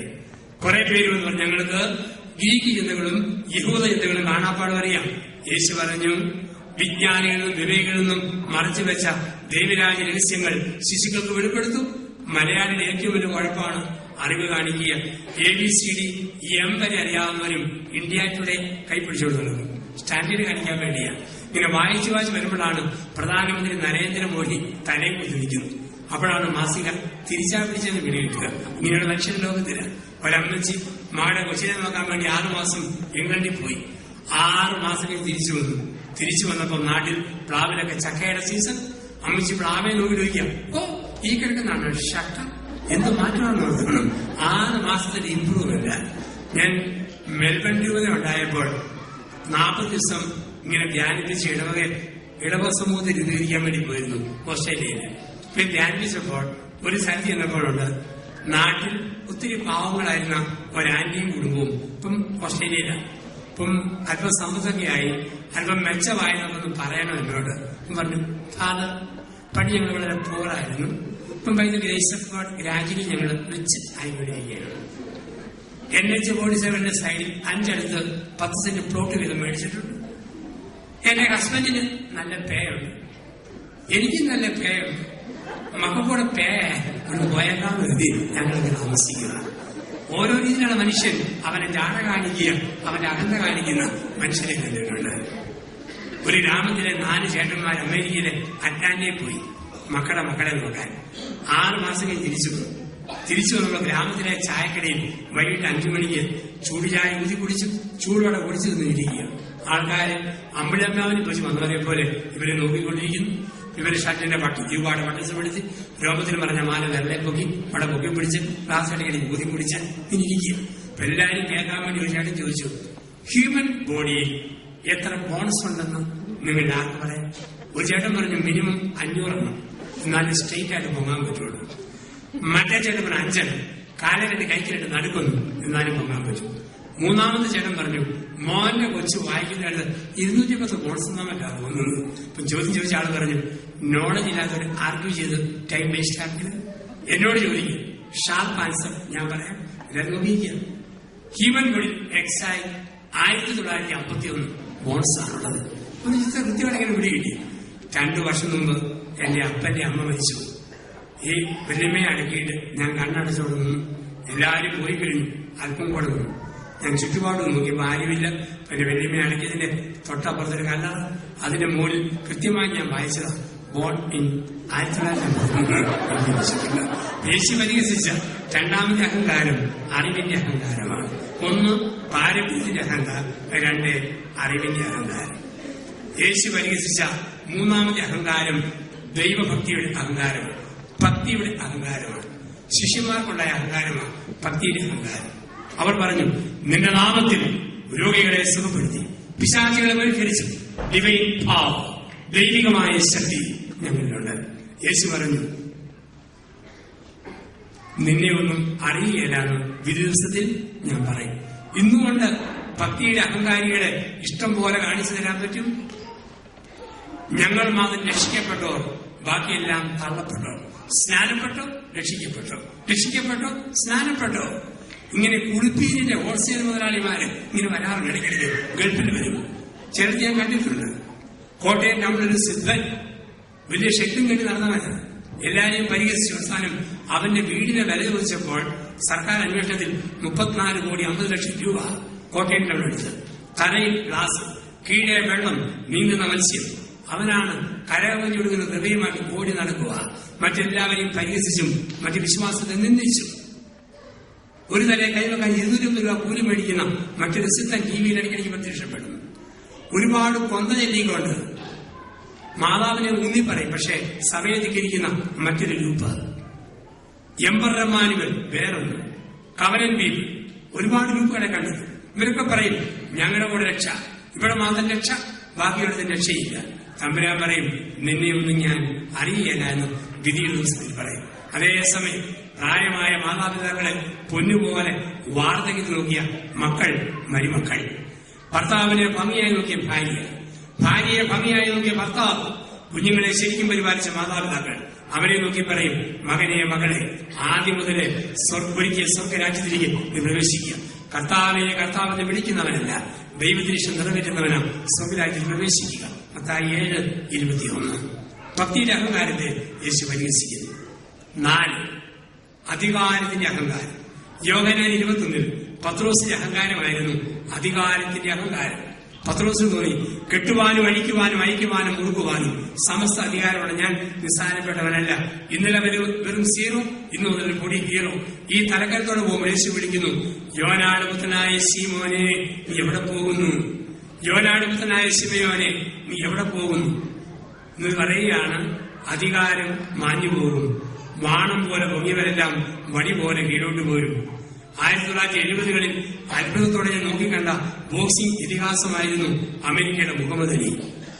റിംഗിൽ നിന്ന് ചാടിയിടിച്ച മനുഷ്യൻ. കഴിഞ്ഞ വർഷം ചിക്കാഗോയിലെ കെന്നഡിയിൽ ഞാൻ ധ്യാനിപ്പിക്കാൻ ചെന്നപ്പോൾ മുഹമ്മദ് അലിയുടെ വീട്ടിൽ ചെന്നു. ഇപ്പൊ കാണണം കാഴ്ച. സിഗിലിൽപ്പെടുത്തി കയ്യിലെടുത്താൽ അറിയാതെ ഒപ്പ് വീഴുകയാണ്. അന്ന് എലിയുടെ ബാക്കി പാർക്കിൻസൺ രോഗം. പല ഒളിമ്പിക്സിൽ ലോങ് ജമ്പിന് മെഡൽ മേടിച്ച കാൾ ലൂയിസ് 5 പേര് നടക്കണമെങ്കിൽ ഇഞ്ചക്ഷൻ എടുക്കണം. ഉത്തേജക മരുന്നിന്റെ അമിത ഉപയോഗത്തിൽ തളർന്നുപോയ ശരീരങ്ങൾ. ഇത്തികാല ഹീറോമാരില്ല, ഇത്തികാല ഹീറോയിന്മാരില്ല. ഏറ്റവും വലിയവരെയൊക്കെ തോപ്പിക്കുന്നതെന്ന് നിസ്സാരപ്പെട്ട മനുഷ്യരില്ല. ആ മൊയലിനെ തോപ്പിക്കുന്ന ആമയുടെ ലോകം. ഒരു വയൽമാൻ ഗ്രാമത്തിൽ വന്നു. ബർമട കഴിച്ച് ദേഹത്തെ എണ്ണ തൂത്ത് വിസിലൂതി. ഗ്രാമവാസികൾ ചുറ്റും കൂടി. ഇപ്പോൾ ഈ ഫയൽമാൻ പറഞ്ഞു, ഒരു ചെറുനാരിക കയ്യിലെടുത്തു. നാരിക മുറിച്ചിട്ട് ഒരു മുറി കളഞ്ഞ് മറ്റേ മുറി കൈ പിടിച്ചു. എല്ലാവരും നോക്കി നിൽക്കെ ഒരു ഞെക്ക്, ഒരമക്ക്, ഒരു പിടിച്ച്. നാരിങ്ങയുടെ കറാചോന നീരേ വശ മൊത്തം ചാടി. നാരിങ്ങാത്തൊലി ഒരു മഞ്ഞ പേപ്പർ പോലെ നിന്നു. ഫയൽമാൻ ചോദിച്ചു, ഞാൻ തിരുമ്മിണങ്ങിയ തൊലിയിൽ നിന്നും ഒരു തുള്ളി നീര് നിങ്ങൾ ആരെങ്കിലും എടുക്കുവാണെങ്കിൽ എടുക്കുന്നയാൾക്ക് 500 രൂപ ക്യാഷ് അവാർഡ്. എല്ലാവരും വായ്പത്തി ഓച്ചാരിച്ച് മാറി നിന്നു. മെല്ലിച്ചു വലിഞ്ഞ ഒരു മുസൽമാൻ കീറിയ മുണ്ടും പാടനെ പിടിച്ച് ദോർത്തും തോടലിട്ട് മുമ്പോട്ട് വന്നത് പറഞ്ഞു, ഇങ്ങോട്ട് ഞമ്മൾ നോക്കട്ടെ. അപ്പൊ ഞമ്മടെ കയ്യിലേക്ക് ഉണക്കത്തൊലി വെച്ചു കൊടുത്തു. ഈ മുസൽമാൻ കുഷ്ഠന്മാർക്ക് പറഞ്ഞു നിന്ന് ഒരമക്ക് ഒരു കറക്ക് ഒരു നാരങ്ങാമത്തുള്ള നീരും കൂടിയും തൊലിയെന്ന് അയാളെടുത്തു. 500 രൂപ ഫയൽമാൻ കൊടുത്തിട്ട് ആദരവോടെ ചോദിച്ചു, ഞാൻ തിരുവിയണക്ക് തൊലിയെന്ന് നീരെടുക്കാൻ പറഞ്ഞ നീ ആരാ? അവൻ പറഞ്ഞു, ഞമ്മളിവിടെ മുറുക്കാങ്കട നടത്തുന്നയാളാണ്. ഒരു തൊലിയെന്ന് 101 വെള്ളമാണ് ഡെയിലി എടുത്ത് വലിച്ചത്. പിന്നെയാണ് ഫയൽമാൻ തൊലിയെന്നും അവൻ നീരെടുക്കാൻ പാട്. ശക്തന്മാരെ തോപ്പിക്കുന്നത് നിസ്സാരപ്പെട്ടവരാണ്. ഞാൻ 8ാം ക്ലാസ്സിൽ പഠിക്കുന്ന സമയം എന്റെ അപ്പൻ പട്ടാളത്തിൽ നിന്ന് പിരിഞ്ഞു വന്ന കാലം. 12 സ്കൂളിൽ വിട്ടു. പിന്നെ 1:45 ചെന്നാൽ മതി. 5 മിനിറ്റ് ഓടിയാൽ വീട്ടിൽ വരാം. ഞാൻ ഓടി വീട്ടിൽ വന്നു. ഉണ്ടേച്ച് എനിക്ക് ഓടിപ്പോണം. ഒരുപാട് കൂട്ടുകാർ കാത്തിരിക്കുന്നു. ഞൊണ്ടികളി, കിളികളി, അക്കുകളി, വട്ടുകളി, കോലപ്പന്ത്, ഒലിപ്പന്ത്, കുറ്റിപ്പന്ത്, ഒത്തിരി കളികളുണ്ട്. ഞാൻ അടുക്കളയുടെ വാദപ്പടിയിൽ അമ്മ നികന്ന പാത്രത്തിൽ ചോറ് വിളമ്പി, ചക്കുകുരുമാങ്ങാടെ ചാറ് വിളിച്ച്, മുട്ട വെളിച്ചതിന് മുറിയും വെച്ച്, മീൻ വറുത്തതിന് തലയും വെച്ച്, കേക്കെ പൂ വെച്ചിരിക്കുന്നവര് ചോറിന്റെ പേര് കയ്യിലോട്ട് നിന്നു. അപ്പൻ ചെടിയെ പിടിച്ചിട്ട് പറഞ്ഞു, പട്ടാളക്കാരന്റെ മന ഡിസിപ്ലിൻ വേണം. കൈയിടാതെ ആർത്തിയോടെ ഉള്ളതുകൊണ്ട് പെരുക്കി ഒരു 3 റൗണ്ട് ഓടിയിട്ട് വാ, എന്നിട്ട് ഉണ്ടാ മതി. ഞാൻ 6 റൗണ്ട് ഓടാൻ തയ്യാറും ഊണ് കിട്ടിയാൽ മതി. അമ്മ അപ്പനോട് വഴക്കുണ്ടാക്കി. ഇത് 4 പതിറ്റാണ്ട് മുമ്പ്, കുറെ നാൾ മുമ്പ് ഞാൻ വീട്ടിൽ ചെല്ലുമ്പോഴുണ്ട് എന്നെ പ്ലേറ്റും ഓടിച്ച് അപ്പന്റെ ഇടയ്ക്ക് എന്റെ ചേട്ടന്റെ ഇടയെ കൊച്ചു മോന്നിക്കുന്നു. എന്നിട്ട് പറയും, അപ്പന്റെ ബെഡിലേക്ക് ഇരുന്നിട്ട് കിടക്കാന്, മരക്കാന്, തുമ്പിക്കെ പൊക്കാന്, ചെവിയാട്ടാന്. പണ്ടിന്റെ പ്ലേറ്റും കൊണ്ട് ഓടിച്ച ആളുകൾ കിടക്കാന്, മരക്കാന്, തുമ്പിക്കെ പൊക്കാന്, ചെവിയാട്ടാന്. ഏത് DGP ആണേലും കരസേനാ മേധാവിയാണേലും മക്കൾക്ക് മക്കളുണ്ടായോ കുടിയാന് കളിച്ചു പോകും, കൊട്ടാപ്പുറം കുരിഞ്ഞു പോകും. ഇത് പ്രകൃതിയുടെ പാഠമാണ്, പ്രപഞ്ചത്തിന്റെ പാഠമാണ്. സ്വന്തം മക്കൾ ഒരുപാട് തന്നെ അപ്പനും അമ്മയും. പക്ഷെ നിങ്ങൾ നിങ്ങളുടെ മക്കളെ തല്ലിക്കും, കൊച്ചിനെ തല്ലല്ല കേട്ടോ, വേദനിക്കും. കാരണം പ്രകൃതിയുടെ നിയമമുണ്ട്. പ്രകൃതിയുടെ നിയമം ഇതാണ്, എല്ലാവർക്കും മുതലിനേക്കാൾ ഇഷ്ടം പരിചയമാണ്. ഇതാണ് പ്രപഞ്ചത്തിന്റെ പാഠം എന്നൊക്കെ പറയാം. അപ്പൊ നിത്യകാല ഹീറോമാരില്ല, നിത്യകാല ഹീറോയിന്മാരുമില്ല. അപ്പൊ എല്ലാ അഹങ്കാരങ്ങളെയും ക്രിസ്തു പരിഹസിക്കുന്നതായി കാണും. പ്രിയപ്പെട്ടവരെ, അങ്ങനെയെങ്കിൽ പാപത്തിന്റെ മറ്റൊരു വ്യാഖ്യാനം കൂടെ ആഴമായി മനസ്സിൽ പതിക്കാം. എന്താണ് പാപം എന്ന് ചോദിച്ചാൽ ഉൽപ്പത്തി 3, 8 മുതൽ 13 വരെ വാക്യങ്ങളിൽ 4 വ്യാഖ്യാനങ്ങൾ മനസ്സിലേക്ക് കൊണ്ടുവരികയാണ്. 1, പാപം ആകാശം ചുരുങ്ങുന്നതാണ്. പാപം എന്ന് പറയുന്നത് ആകാശം ചുരുങ്ങുന്നതാണ്. ആദി മാതാപിതാക്കളുടെ ആകാശം വളരെ വിശാലമായിരുന്നു. ചിത്രശലഭത്തെ പോലെ പറന്നു നടന്ന ആദ്യ മാതാപിതാക്കൾ, പക്ഷെ തിന്മ ചെയ്തപ്പോൾ അവിടെ ആകാശം ചുരുങ്ങിപ്പോയി, കാട്ടുമരങ്ങൾക്കിടയിൽ ഒളിച്ചു. ഇന്ന് ഈ ധ്യാനത്തിന്റെ ഈ രാത്രിയിൽ ദൈവമായ കർത്താവ് ചോദിക്കുന്നു, മകനെ, മകളെ, നിന്റെ ആകാശം ചുരുങ്ങിപ്പോയോ? ഏതെങ്കിലും കാരണത്താൽ ഭാര്യ വീട്ടുകാരോട് പിണങ്ങിയിരിക്കുന്ന ഭർത്താവാണെങ്കിൽ അവന്റെ ആകാശം ചുരുങ്ങിപ്പോയി. ഏതെങ്കിലും കാരണത്താൽ ഭർത്താവിന് വീട്ടുകാരോട് പിണങ്ങിയിരിക്കുന്ന ഭാര്യയിൽ നിന്നും അവിടെ ആകാശം ചുരുങ്ങിപ്പോയി. ഏതെങ്കിലും അച്ഛനോടുള്ള പിണക്കത്തെ പ്രതി പള്ളിയെയും പട്ടക്കാരിൽ നിന്നും ഉപേക്ഷിച്ച് മാറി നിൽക്കുന്നു, ആകാശം ചുരുങ്ങിപ്പോയി. അവധിക്ക് ചെല്ലുമ്പോൾ പോലും ചില ബന്ധുവീട്ടിൽ പോവുകയില്ല, ചില അയൽപക്കത്ത് പോവുകയില്ല, പിണക്കം, ആകാശം ചുരുങ്ങിപ്പോയി. എങ്കിൽ 2015 നോമ്പുകാല ധ്യാനം പറയുന്നു, ചുരുങ്ങിപ്പോയ ആകാശത്തെ വിശാലമാക്കുക. ആരെയും വെറുക്കാതിരിക്കുക, ആരോടും പിണങ്ങാതിരിക്കുക, പരിഗണിക്കാതിരിക്കുക. എന്റെ ആകാശം സ്വതന്ത്രമാണ്. 2, പാപം ഒരു മറവിയാണ്. പാപം ഒരു മറവിയാണ്. രണ്ട് കാര്യങ്ങളെ മറക്കാം. ഒന്ന്, വന്ന വഴികളെ മറക്കുക. രണ്ട്, എത്തേണ്ട നിയോഗങ്ങളെയും മറക്കുക. വന്ന വഴികളെ മറക്കാം, എത്തേണ്ട നിയോഗങ്ങളെയും മറക്കാം. ആദ്യ മാതാപിതാക്കളെ ദൈവം സൃഷ്ടിച്ചതും പരിപാലിച്ചതും വന്ന വഴികൾ മറന്നു, എത്തേണ്ട ലക്ഷ്യം മറന്നു. വഴികളിൽ ആരെല്ലാം വന്ന വഴികൾ മറന്നു? ദൈവം ചോദ്യം ചെയ്തു. പണ്ട് ഹാഗാരിന് ഇസ്മായേൽ ഉണ്ടായപ്പോൾ വന്ന വഴി മറന്നു. സാറായെ ധിക്കരിച്ച് അഹന്തയോടെ നടന്നു നീങ്ങുമ്പോൾ ദൈവം വിളിച്ച വാക്കുണ്ട്, സാറായുടെ ദാസിയായ ഹാഗാറെ നീ എവിടെ പോകുന്നു? ഏത് ഇസ്മായേലിന്റെ അമ്മയാണേലും നീ ദാസിയാണ്. വന്ന വഴികളെ മറക്കരുത്. പത്രോസ് ആദ്യത്തെ പോപ്പാണെന്ന് പറഞ്ഞ് ഞെളിഞ്ഞു നടക്കുമ്പോൾ വിളിച്ച വാക്ക്, യോനായുടെ പുത്രനായ ശീമോനെ, നീ ഏത് മാർപ്പാപ്പയാണേലും നിന്റെ അപ്പന്റെ ദേഹത്തുള്ള മത്തിയുടെ ഉടുമ്പിന്റെ മണം നീ മറക്കരുത്. വന്ന വഴികളെ മറക്കുന്നത് പാപമാണ്. ഞാൻ കണ്ണാടി നോക്കി കുലുങ്ങിച്ചിട്ട് മൂളിപ്പാട്ടും പാടി മുടിയിരുന്നു. ലോകം മുഴുവൻ ഓടുന്ന അച്ഛൻ അങ്ങനെ ഞെളിയുമ്പം തമ്പുരാന്റെ വിളി, പുത്തമ്പനിക്ക് കുഞ്ഞിയേപ്പയുടെ മോനായ യോസഫെ ഞെളിയരുത്. നീ ഏത് ജ്ഞാനഗുരുവാണേലും നിന്റെ അപ്പന്റെ ദേഹത്തുള്ള ഒട്ടുപാലിന്റെ മണം നീ മറക്കരുത്. 50,000 കെട്ടി കൈപ്പിടിക്കുമ്പോൾ പണ്ട് 50 രൂപ ഇല്ലാഞ്ഞ കാലത്തെ മറക്കരുത്. മാറിനിട്ട് തലയിൽ കിടക്കുമ്പോൾ പണ്ട് ചാണകം പിടിക്കുക തലയിൽ കിടന്ന കാലം മറക്കരുത്. വന്ന വഴികളെ മറക്കുന്നത് പാപമാണ്. എത്തേണ്ട നിയോഗങ്ങളെയും മറക്കുന്നത് പാപം. പാപം ഒരു മറവിയാണ്. ചില കാര്യങ്ങളൊന്നും അംഗീകരിച്ചേ പറ്റുള്ളൂ. ഞാൻ പറഞ്ഞു, എന്റെ അപ്പന്റെ ഒരു കുഞ്ഞേപ്പയാണ് ഇഷ്ടം. സായിപ്പുമാർ കുറിച്ചിരിക്കാൻ വലിയ പാട്. ഷാരൂഖ് ഖാൻ, ഹൃതിക് റോഷൻ ആണെങ്കിൽ നല്ല ഒന്നാന്തരം പേര്. കിട്ടിയ അപ്പനെ കൊണ്ട് തൃപ്തിപ്പെടണം. കിട്ടിയ ഷേപ്പ്, വണ്ണം, വയറ്, മുടി ഇതൊക്കെ പൊരുത്തപ്പെടലേ പറ്റുള്ളൂ. അമേരിക്കയിൽ ചെല്ലുമ്പോഴത്തേക്ക് കറപ്പിപ്പെണ്ണങ്ങളാണ് ഭാഗ്യം നിലയിൽ പറയുന്നത്. അവൾമാർക്ക് എന്നെ കാണുന്നത് വലിയ സന്തോഷമാണ്. കാരണം നിറത്തിൽ മാറ്റമുണ്ടിലും മുടിയിൽ നല്ല പൊരുത്തം. അവരിങ്ങനെ നോക്കിയിട്ട് ചോദിക്കും, ആദ്യം ഫ്രം എത്യോപ്യ, ആദ്യം ഫ്രം എത്യോപ്യ. നമുക്ക് നാട് മറക്കാൻ പറ്റുമല്ലോ. അയാൾ ലാൻഡോട് കപ്പിയോട്ട് പറഞ്ഞേ പറ്റത്തുള്ളൂ. ഞാൻ ഓർക്കുക, ഈ പുത്തമ്പരിയിൽ വീട്ടുപേര് എന്തൊരു കഷ്ടമാണ്. സായി ഈ എയർപോർട്ടിൽ ചിലപ്പം പേടി വിളിക്കാൻ നമുക്ക് തന്നെ സങ്കടം തോന്നും. നമ്മുടെ ഇവിടെ ഇങ്ങനെയൊക്കെ ആക്കി കളഞ്ഞല്ലോ. ഞാൻ ആദ്യമായിട്ട് അമേരിക്കയിൽ പോകുന്നത് ഹ്യൂസ്റ്റണിൽ പള്ളിയുടെ വെച്ചിട്ട് ധ്യാനിപ്പിക്കുകയാണ്. അത്രയും വലിയ എയർപോർട്ട് ആദ്യമായിട്ട് ഇത് കണ്ടു പരിചയമില്ല. അപ്പൊ ഞാനവിടെ ചെല്ലുമ്പോൾ ഇറങ്ങി ചെന്നേച്ച് അറേബ്യയിൽ പറഞ്ഞാൽ ബാക്കി നോക്കി ഡിപ്പാർട്ട്മെന്റ് അങ്ങോട്ട് പോയി. ആൾക്കാരെ നോക്കി നിൽക്കുക. അപ്പൊ എല്ലാവർക്കും ടെൻഷൻ. കുറച്ച് കഴിഞ്ഞൊരു announcement, attention please, father Joseph from India. 3 ആശയം പറഞ്ഞു. Father Joseph from India, father Joseph from India with long surname please come to the office. കാരണം സാഹിബ് 7 ജന്മം വരുന്നാൽ ഈ വീട്ടുകാരെ ഉച്ചരിക്കാൻ പറ്റുകയല്ല. അപ്പൊ കിട്ടിയത് നമ്മൾ പൊരുത്തപ്പെടലേ പറ്റുള്ളൂ. കിട്ടിയ ലോകത്തിന് പൊരുത്തപ്പെട്ടേ പറ്റൂ. നമ്മൾ വന്ന വഴികളെ മറക്കുന്നത് പാപം, എത്ര ജീവങ്ങളെയും മറക്കുന്നത് പാപം. അപ്പം പാപം ആകാശം ചുരുങ്ങുന്നത് തന്റെ പാപം ഒരു പടിയിറക്കമാണ്. 3 പാപം മറടി. 3 പാപം ഒരു പടിയിറക്കമാണ്. 1 പാപം ആകാശം ചുരുങ്ങുന്നതാണ്. 2 മറവിയാണ്. 3 പടിയിറക്കമാണ്. Sin is a descending process. പാപം ഒരു പടിയിറക്കമാണ്. പടിയിറക്കമാണ്. ധൂർത്തപുത്രൻ അപ്പന്റെ വാതിലെങ്കിൽ പന്നിക്കുഴിച്ചു നിന്നു. ആദ്യ മാതാപിതാക്കൾ പർദീസായുടെ വഴിവാതിൽ ഇറങ്ങിപ്പോയി.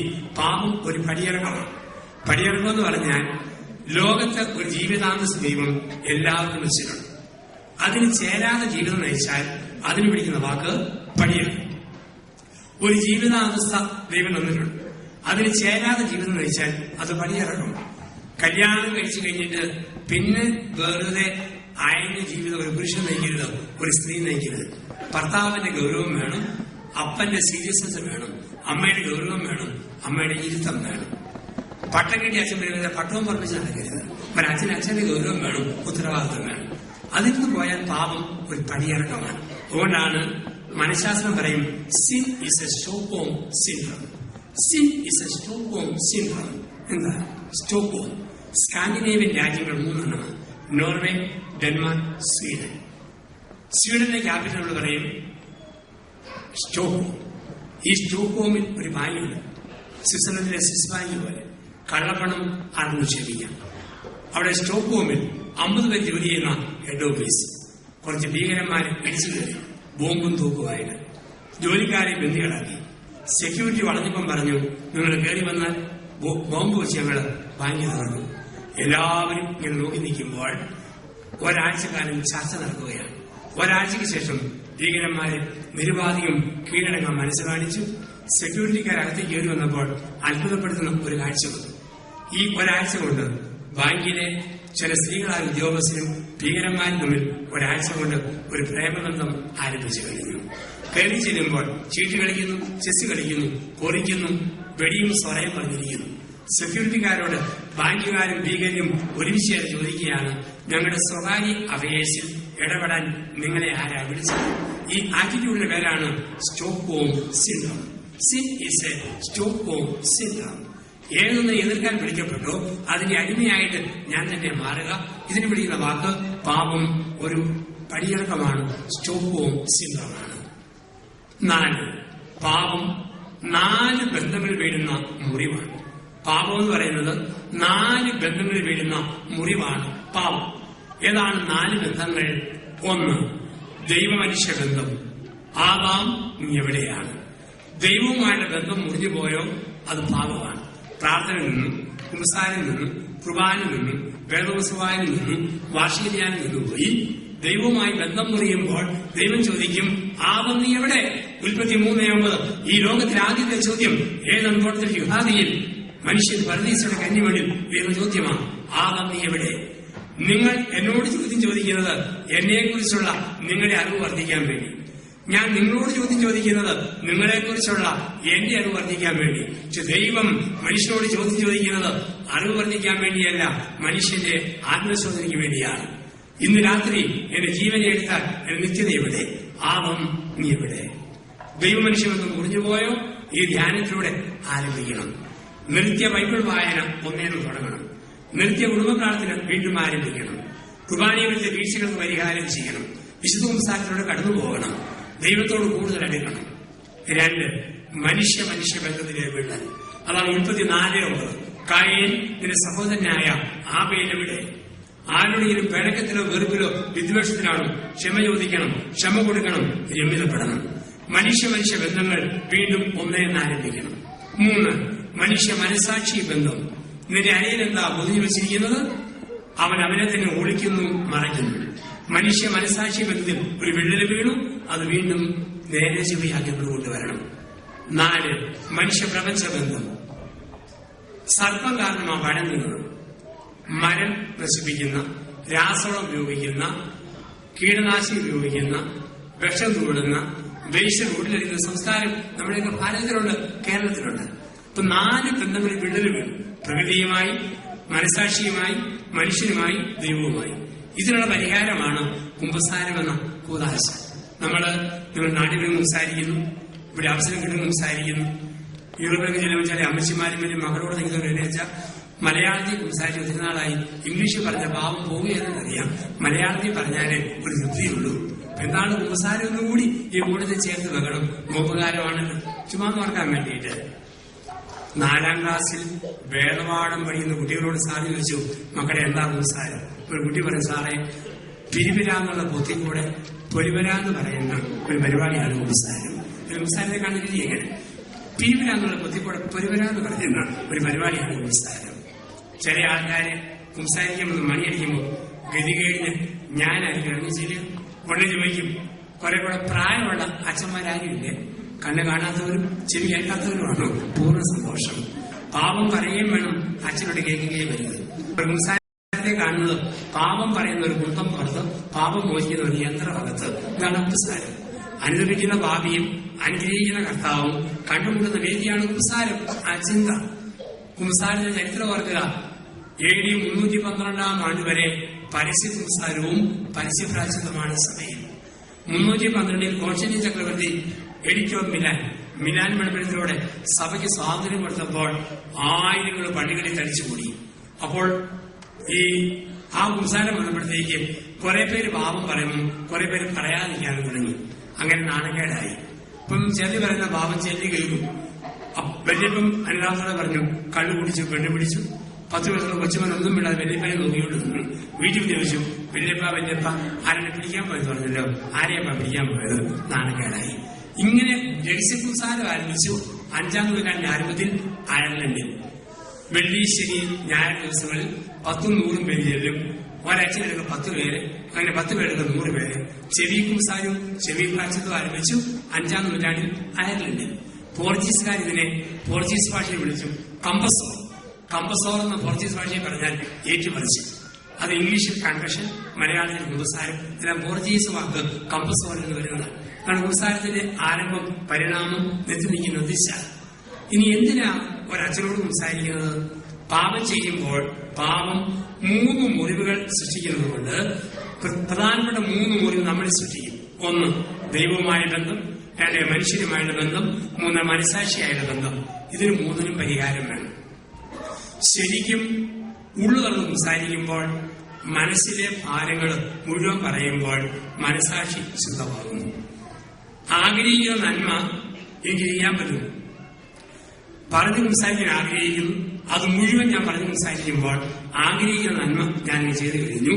അതോടുകൂടി എന്റെ ജീവിതത്തിലേക്ക് ഒരു പുതിയ പ്രകാശം, ഒരു വെളിച്ചം വരുന്നു. അതറിയാൻ നമുക്ക് സംസാരിക്കാൻ ചെന്നു, ഒരുങ്ങി ചെല്ലുക.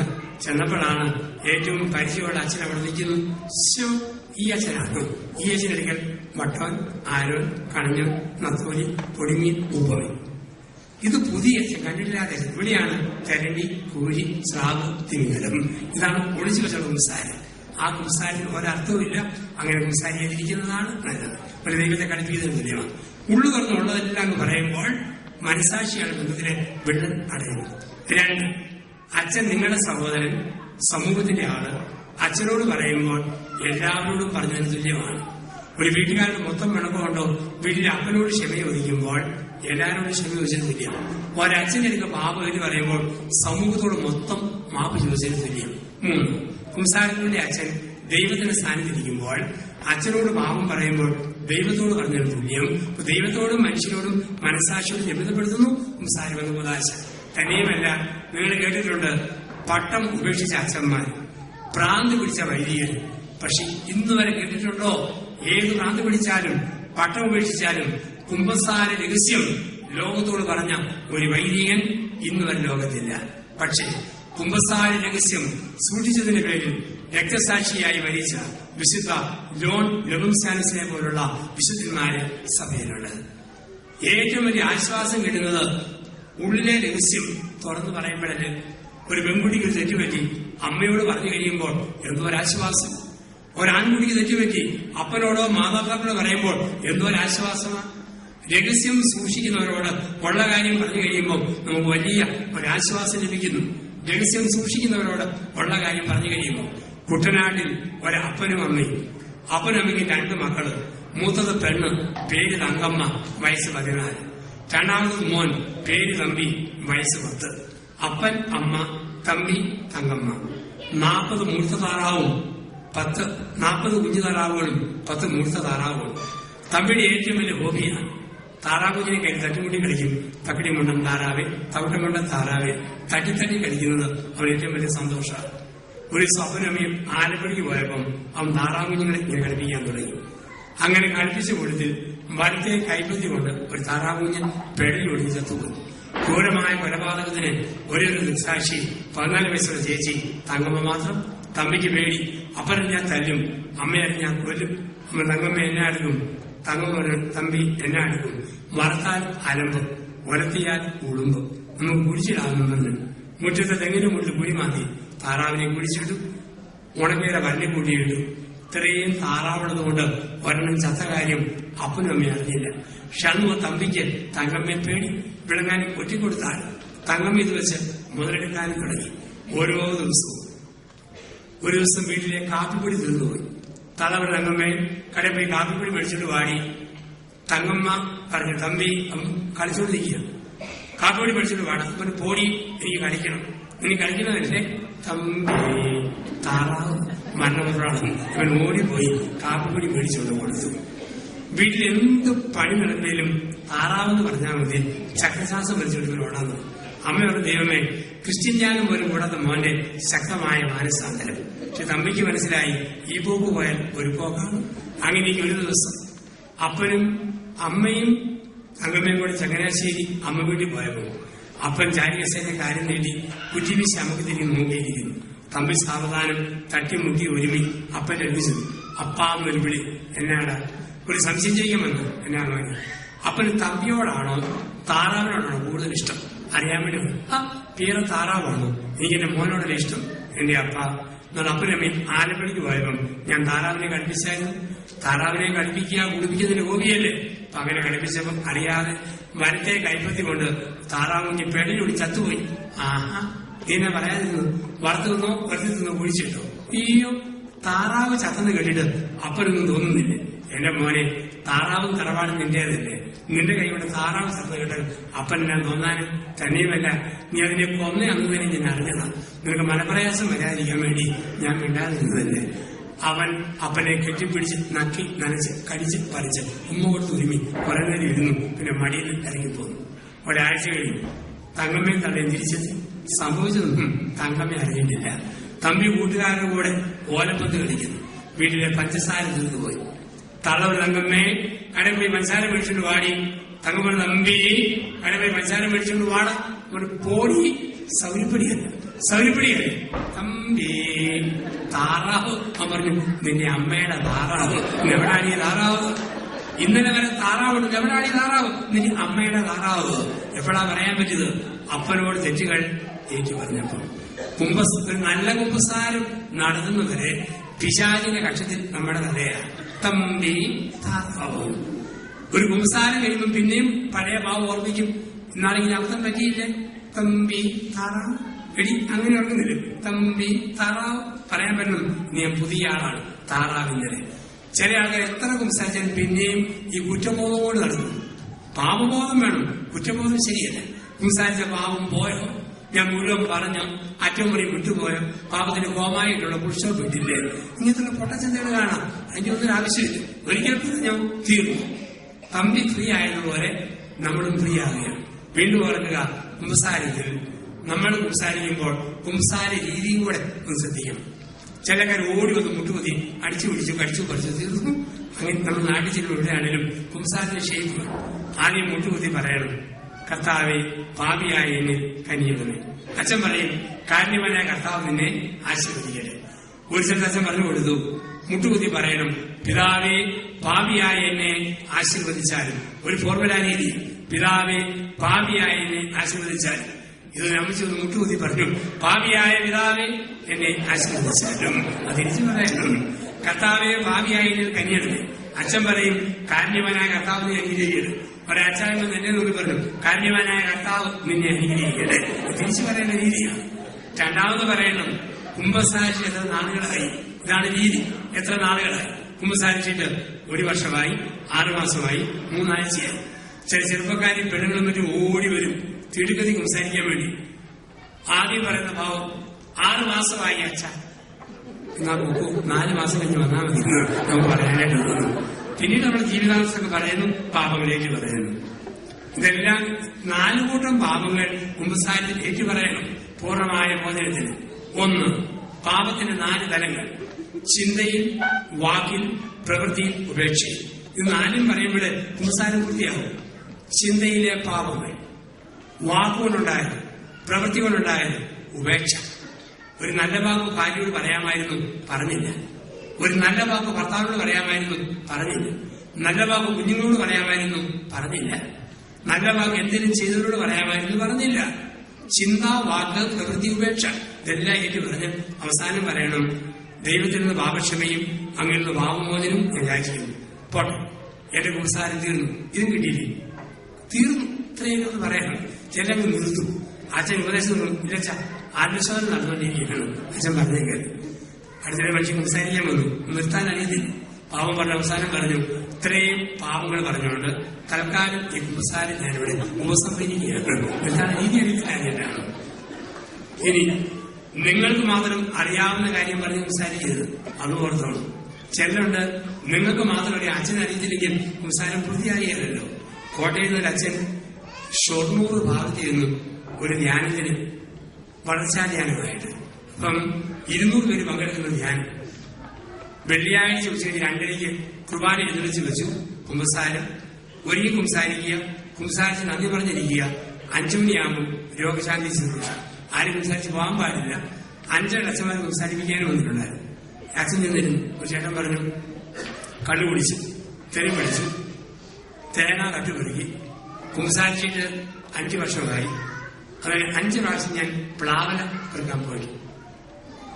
അച്ഛൻ കേട്ടില്ലാത്തൊരു പുതിയ ഭാവം. അച്ഛൻ ഓർത്തു.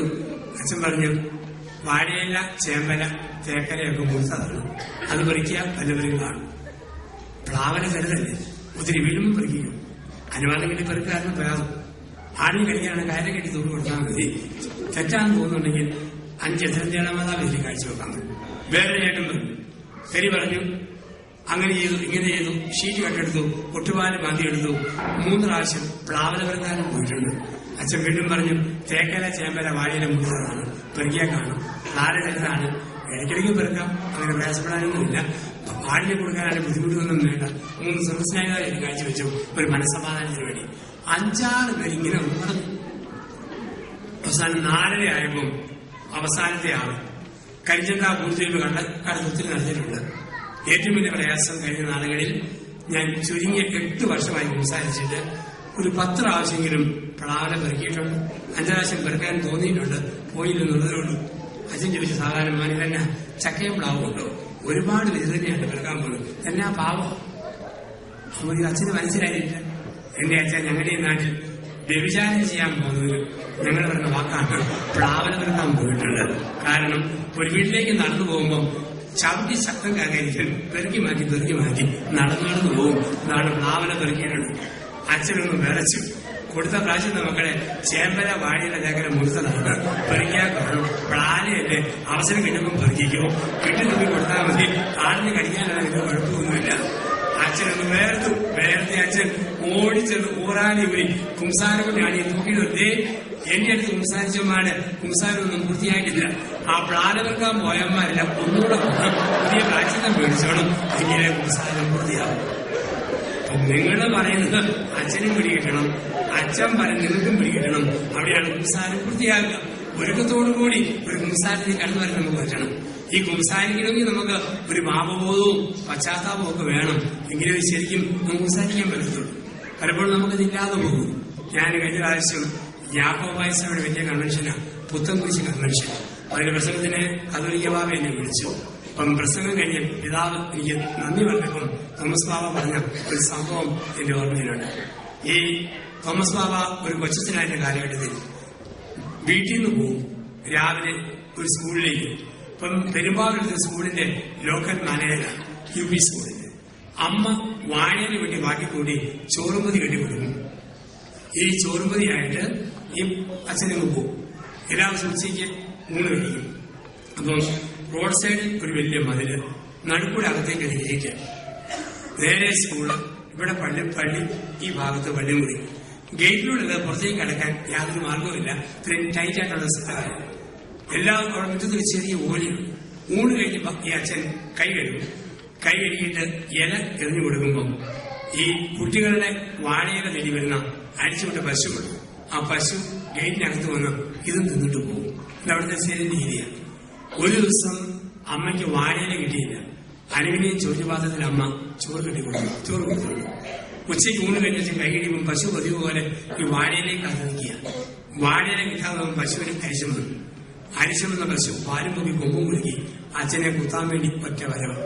കപ്പിയാലി കുര്യാക്കോസ് പശുവിന്റെ മേൽ ചാരി വീണു. കുര്യാക്കോസും പശുവും കൂടെ ഒരു നിന്നിരുന്നു. പശു കുര്യാക്കോസിനെ കുടഞ്ഞെറിഞ്ഞു വീണ്ടും അച്ഛനെ നേരെ വന്നു. അച്ഛൻ ഓർത്ത് മുഖത്ത് കുത്തു കിട്ടിയാൽ ആകെപ്പാടി ഇരിപ്പ്. പിറ്റേനോട് തിരിഞ്ഞ് അച്ഛനെ ഇങ്ങനെ കുത്തിയിരുന്നു. പശു ഇങ്ങോട്ട് ഓടിഞ്ഞ് വന്നിട്ട് കൊമ്പും കുലുക്കി വാലും കുലുക്കി പശു മൂർച്ചയുള്ള അരവുള്ള നാക്കുകൊണ്ട് അച്ഛൻ ലോകയും വെള്ളിയും നോക്കി 5-6 നഖം നോക്കിയിട്ട് പശു ഇറങ്ങി പുറത്തേക്ക് പോയി. ബാബ പറയുകയാണ്, കാളയ്ക്ക് അതിനുടമസ്ഥനെ അറിയാം, കഴുതയ്ക്ക് അതിന് പുൽത്തൊട്ടി അറിയാം, ഞാൻ ജനമാകട്ടെ എന്നെ അറിയുന്നില്ല. വാഴയില കൊടുത്ത ആ മനുഷ്യനോട് പശുവിന് നന്ദിയുണ്ട്. പക്ഷേ ജന്മം എന്ന് പറഞ്ഞ ദൈവത്തോട് നമ്മൾ കാണിക്കുന്ന നന്ദികേട് ഇതാണ് പാപം. യേശയ്യ 1 മുതൽ 5 വരെ വാക്യങ്ങൾ. ആകാശമേ കേൾക്കുക, ഭൂമിയെ ചെവിതിരിക, ഞാൻ മനുഷ്യരെ പൂറ്റി വളർത്തി അവരെന്നോട് മത്സരിക്കുന്നു. കാളം എന്നെ ഉടയവന്, കഴുതന്റെ യജമാനെ പുൽത്തൊട്ടി അറിയുന്നു, ഞാൻ ജനമാകട്ടെ എന്നെ അറിയുന്നില്ല. പ്രിയപ്പെട്ടവരെ, 50 നോയമ്പിന്റെ ഈ കാലഘട്ടത്തില് 2ാം വാരത്തിലേക്ക് നമ്മൾ പ്രവേശിച്ചപ്പോൾ നമ്മുടെ ജീവിതത്തിൽ വന്നുപോയ വീഴ്ചകളെ ഓർത്ത് അനുദപിക്കുവാനും തിരുത്തുവാനും ദൈവത്തിലേക്ക് തിരിയുവാനും മാനസാന്തരത്തിന്റെ ഒരു ജീവിതം നയിക്കുവാനുമാണ് ദൈവം നമ്മളെ വിളിക്കുക. പേര് കൃപയെ ജീവിക്കാൻ നമുക്ക് കഴിയട്ടെ. പലപ്പോഴും പറയുന്ന വെച്ചാൽ കുമ്പസാരിച്ചിട്ടും ഒരു തൃപ്തി തോന്നുന്നില്ല, ഒരു പൂർണ്ണത തോന്നുന്നില്ല. അതിന്റെ കാരണം എന്തെന്ന് ചോദിച്ചു കഴിഞ്ഞാൽ നമ്മൾ ശരിക്കും മാനസാന്തരത്തിന്റെ പ്രക്രിയ നമ്മൾ ശരിക്കും കാണിക്കുന്നില്ല. ഇതാണ് പ്രശ്നം. എന്താണ് മാനസാന്തരമെന്ന് വ്യക്തമായിട്ട് പഠിപ്പിക്കുന്നത് ലൂക്കാസിന് ശേഷം 3:4 മുതൽ 6 വരെ വാക്യങ്ങളിലാണ്. ലൂക്ക 3:4 മുതൽ 6 വരെ സ്നാപകയജ്ഞാന്റെ പ്രസംഗം. 4 കാര്യങ്ങൾ ചെയ്യുമ്പോഴാണ് മാനസാന്തരം പൂർണ്ണമാവുക. 4 കാര്യങ്ങൾ എന്തെല്ലാമോ? 1. കുന്നും മലയും നിരത്തണം. 2. താഴ്വരകൾ നികത്തണം. 3. വളഞ്ഞ വഴികൾ നേരെയാക്കണം. 4. പരിപരിതം മൃദുവാക്കപ്പെടണം. ഈ 4 കാര്യങ്ങൾ പടിപടിയായി നമ്മൾ ചെയ്യണം. ഈ 50 നോയമ്പിന്റെ ഇനിയുള്ള ഈ 4 ആഴ്ചക്കാലങ്ങളില്, അതിനുള്ള ഈ ദിവസങ്ങളിൽ 41 ദിവസങ്ങളില് കുന്നും മലയും നിരത്തുക. ബൈബിളിൽ കുന്ന് എന്ന് പറഞ്ഞാൽ അഹങ്കാരം, മല സ്വയനീതീകരണം. 2 പാപങ്ങളെ ഉപേക്ഷിക്കണം. അഹങ്കാരത്തെയും സ്വയനീതീകരണത്തെയും നമ്മൾ ഉപേക്ഷിക്കണം. അഹങ്കാരത്തെയും സ്വയനീതീകരണത്തെയും. കുന്ന്, മല. എന്ത് ചെയ്യുമ്പോഴും അവരൊക്കെ ഇന്നയിനെ തെറ്റ് ചെയ്യുമ്പോൾ എനിക്ക് ഇത്രയും ആകാം. ഇതാണ് സ്വയനീതീകരണം. പലരും പലതെറ്റ് ചെയ്യുമ്പം അവർക്ക് ഇത്രയാവുമെങ്കിൽ എനിക്ക് ഇങ്ങനെയൊക്കെ ആകാം. ഇതാണ് സ്വയനീതീകരണം. ഒരു സപ്ലൈ ഓഫീസർ ധ്യാനിക്കാമെന്ന് പറയുകയാണ്, അച്ഛാ, മനസാക്ഷിയില്ലാത്ത ലോകം എല്ലാവരും കളിക്കുകയാണ്. എന്നാ പറ്റി? കഴിഞ്ഞ ആഴ്ച ഒരു ഒപ്പിട്ട് കൊടുത്ത് നിർത്തുന്ന കൈക്കൂലി 500 രൂപ കള്ളനോട്ടായിരുന്നു. ഇയാൾക്ക് പ്രശ്നമില്ല കൈക്കൂലി മേടിച്ചതില്, കള്ളനോട്ടായതിനാണ് സങ്കടം. സ്വയനീതീകരണത്തെ ഉപേക്ഷിക്കുക. അഹങ്കാരവും സ്വയനീതീകരണവും നമ്മൾ വെടിയുക. 2. താഴ്വരകൾ നികത്തപ്പെടുന്നു. ബൈബിളിൽ താഴ്വര എന്ന് പറഞ്ഞാൽ മനുഷ്യാത്മാവിന്റെ പാവാവസ്ഥയാണ്. അതാണ് അഗാധത്തിൽ നിന്നും നിന്നെ ഞാൻ വിളിക്കുന്നു. പന്നിക്കുഴി ധൂർത്തപുത്രൻ, അഗാധത്തിൽ മനുഷ്യാത്മാവ്. പാപത്തിന്റെ അവസ്ഥകള്, ദാനധർമ്മങ്ങള്, സൽപ്രവൃത്തികള്, തപശ്ചര്യാദികള്, പരിഹാര പ്രവൃത്തികളുകൊണ്ട് തിന്മയുടെ കുഴികളെ നിരത്തണം. അഹങ്കാരവും സ്വയനീതീകരണവും വെടിയണം. തിന്മയുടെ കുഴികളെ സൽപ്രവൃത്തികളാൽ നിർത്തണം. 3. വളഞ്ഞ വഴികൾ നേരെയാണ്. വളഞ്ഞ ഫോൺ വിളി, വളഞ്ഞ കത്തടപാട്, വളഞ്ഞ ബന്ധങ്ങൾ, വളഞ്ഞ സൗഹൃദങ്ങൾ. നേരെ വാ നേരെ പോ. ജീവിതം സ്ട്രേറ്റ് ഫോർവേഡ് ആവുക. വളഞ്ഞ വഴികൾ നേരെയാകണം. 4. പരിപരിത്തവ മൃദുവാക്കപ്പെടണം. എന്താ പരിപരിത്തത്? ചെയ്ത് പഴകിപ്പോയ കാര്യം പരിപരിത്തണം. ആദ്യം ചെറിയ തെറ്റ് ചെയ്യുമ്പോൾ ഒരു വലിയ മനക്കടി, കുറച്ചു കഴിഞ്ഞാൽ എത്ര വലുത് ചെയ്യുമ്പോഴും ഒരു മനക്കടിയില്ലാത്ത അവസ്ഥ. ഈ അവസ്ഥയിൽ നമ്മൾ എത്തിച്ചേരുന്നു. ഇതാണ് പരിപരിത്തു പോയ അവസ്ഥ. ബസ്സിലെ കണ്ടക്ടർ ഒരു ഹർത്താൽ ദിവസം ഏതാനും കത്തെഴുതാൻ തീരുമാനിച്ചു. അവൻ ഇല്ലന്റുകൾ മേശപ്പുറത്ത് എടുത്തു വെച്ചു. കത്തെഴുതാൻ തുടങ്ങി. എത്ര നോക്കി എഴുതാൻ പറ്റുന്നില്ല. ഭാര്യ വിളിച്ചു, ഇങ്ങോട്ട് വാടിയിരുന്നു. കരടി മേശയ്ക്ക് കയറിയിരുന്നു. കുലുക്കടി മേശ കുലുക്കിയപ്പം ഇവൻ കത്തെഴുതാൻ തുടങ്ങി. ബസ്സിൽ ടിക്കറ്റ് എഴുതിയ കണ്ടക്ടർക്ക് കുലുങ്ങാത്ത മേശപ്പുറത്ത് കത്തെഴുതാൻ പറ്റിയത്. ബസ് പോലെ മേശ കുലുങ്ങിയാലേ അവൻ കത്തെഴുതാൻ പറ്റും. പരിപരിത്തു പോയ അവസ്ഥകളുണ്ട്. പരിപരിച്ച അവസ്ഥ. എന്നും കുത്തിവെക്കുന്ന നേഴ്സിന് ഒരു പ്രശ്നമില്ല. പക്ഷെ കുത്തുന്ന കാണുന്ന എനിക്ക് വലിയൊരു പ്രശ്നം. സൂചി കുത്തുമ്പോൾ തന്നെ കണ്ണടിച്ച് തിരിഞ്ഞു നോക്കാൻ തോന്നും. കാരണം ചെയ്ത് പരിചയമില്ല. അതുകൊണ്ടല്ലേ അച്ഛന്മാര് ശവോടകം വരുമ്പം അവർക്ക് വലിയ കാഴ്ചകളില്ലല്ലോ. അവരേതാണ്ട് വടവാങ്ങാൻ വരുന്ന പോലെ വിടവാങ്ങുന്നതിനും വഴി ആളെ പോയിക്കൊണ്ട് സ്ഥലം വിടും. കാരണം ചെയ്ത് പരിചരിച്ചു പോയി. പക്ഷെ വീട്ടുകാർക്ക് കരച്ചിലുണ്ട്. പരിപരിത്തു പോകും ചില കാര്യങ്ങൾ ആവർത്തിച്ച് ചെയ്യുമ്പോൾ. അതുകൊണ്ടാണ് യുദ്ധഭൂമിയിൽ നിന്നും അനേക ശവങ്ങൾ കൂടുന്നു. തലയില്ലാത്തത്, കാലില്ലാത്തത്, കൈയില്ലാത്തത്. ആ കൂട്ടത്തിൽ കൈയും കാലും ഒടിഞ്ഞവരും കിടക്കൊണ്ട് അവര് കിടന്ന് കാറുന്നു. പോസ്റ്റ്മോർട്ടം ഒക്കെ നടന്ന ഡോക്ടർ മൊത്തം തപ്പിത്തുള്ളി നോക്കുമ്പോൾ കൈയില്ലാത്തവൻ കാറുന്നു. അയ്യോ, സഹിക്കാൻ മേല, എന്തൊരു വേദന. ഉടനെ ഡോക്ടറെ അവരുടെ തലയില്ലാത്ത മൗനം പാലിക്കുമ്പോഴാണ് കൈ ഒടിഞ്ഞ ശബ്ദം ഉണ്ടാകുന്നത്. പരിപരിത്തു പോയ ചില അവസ്ഥകളുടെ ജീവിതത്തിൽ, പരുക്കനായ അവസ്ഥകൾ. ഇവിടെയാണ് പറയുക, പരിപരിത്വം മൃദുവാക്കപ്പെടണം. എന്റെ ഭാര്യയോട് പരുഷമായ ഭാഷയിൽ വർത്താനം വരുന്ന ഭർത്താവാണ്. ഇന്നു മുതൽ അല്പം കൂടെ മയത്തോടെ മിണ്ടാൻ പഠിക്കണം. തൊട്ടതിനും പിടിച്ചതിനും ഭർത്താവിനോട് കയർക്കുന്ന ഭാര്യയാണോ അല്പം കൂടെ നയത്തോടെ സംസാരിക്കാൻ പഠിക്കണം. ഏതിനും കുഞ്ഞുങ്ങളെ പറ്റും സഹായിക്കുന്ന മാതാപിതാക്കളാണോ അല്പം കൂടെ നയത്തോടെ മക്കളോട് സംസാരിക്കാൻ പഠിക്കണം. ചിലപ്പോൾ നമുക്കറിയാം, കുടുംബത്തിലൊക്കെ ആണെങ്കിൽ ചില പറയുമ്പോ കെട്ടിയവർ ഭാര്യയെ വിളിക്കും, അല്ലെ മാതാപിതാക്കൾ മക്കളെ വിളിക്കും. ശവങ്ങൾ, അയൽപക്കത്തെ പിള്ളേരെ മെടുക്കർ. ഈ വീട്ടിൽ 3 ശവങ്ങൾ. മൂത്ത ശവം 8ാം ക്ലാസ്സിൽ, രണ്ടാമത്തെ ശവം 7ാം ക്ലാസ്സിൽ, മൂന്നാമത്തെ ശവം 5ാം ക്ലാസ്സിൽ. ഭാര്യ ഭർത്താവിനെ വിളിക്കും കാൽ, ഭർത്താവ് ഭാര്യയെ വിളിക്കും പിശാച്. എന്തെല്ലാം രീതികൾ. മക്കളോട് ചോദിക്കുക, നിങ്ങളുടെ കാലിനെ കണ്ടിവിടെ ഉണ്ട്, എന്തിയെ ചായ കുടിക്കാൻ പോയിരിക്കുന്നു, ഇപ്പൊ ഇങ്ങോട്ട് വരും. പിശാചം കരി ഉയർത്തിക്കൊണ്ടിരിക്കുന്നു, തുണി അലക്കിക്കൊണ്ടിരിക്കുന്നു. ഒരു ഭർത്താവ് ഭാര്യയെ പിശാചെന്ന് വിളിക്കും. വിളിച്ച് 25 വർഷം കഴിഞ്ഞു. അയൽവക്കത്തെ കുഞ്ഞിന്റെ മാമോദീസയ്ക്ക് തലതൊട്ടുമയായിട്ട് രണ്ടുപേരും കൂടി ചെന്നു. പ്രാരംഭ പ്രാർത്ഥന അച്ഛൻ ചോദിച്ചു, പിശാചിനെ അതിന്റെ എല്ലാ പ്രവൃത്തിയോടും കൂടി ഉപേക്ഷിക്കാൻ മനസ്സാണ്. ഇയാളൊന്നും മിണ്ടുന്നില്ല, മരിപ്പിറ്റി പോലെ ഉറച്ചു നിൽക്കുന്നു. അച്ഛൻ്റെ ചെവി കഴിക്കാന് പിശാചിനെ അതിന്റെ എല്ലാ പ്രവൃത്തിയോടും കൂടി ഉപേക്ഷിക്കാൻ മനസ്സാണോ? ഇയാൾ മിണ്ടുന്നില്ല. അച്ഛൻ പറഞ്ഞു, ഇതിങ്ങനെ മാറ്റിയിട്ട് ചെവിയൊക്കെ കൊള്ളാന്ന് പറഞ്ഞെ പിടിച്ചുകൊണ്ട് അവസാനോട് ചോദിക്കുന്നു, പിശാചിനെ അതിന്റെ എല്ലാ പ്രവൃത്തിയോടും കൂടി ഉപേക്ഷിക്കാൻ മനസ്സാണോ? ഉണ്ടെങ്കിൽ അച്ഛ 25 വർഷമായി സ്വീകരിച്ചിട്ട് അങ്ങനെ എളുപ്പത്തിൽ ഉപേക്ഷിക്കാൻ പറ്റുമോ? വിളിച്ച് പഠിച്ചു പോയ പദപ്രയോഗങ്ങൾ ഇതാണ് പറയുക. പരിപരുത്തവ മൃദുവാക്കപ്പെടണം, പരിപരുത്തത് മയമുള്ളതാക്കി മാറ്റണം. അങ്ങനെ കർത്താവിന് സ്വീകാര്യതയുള്ള ഒരു മത്സരം പ്രഘോഷിക്കുവാൻ ദൈവമായ കർത്താവ് നമ്മുടെ ഓരോരുത്തരെയും വിളിക്കുന്നു.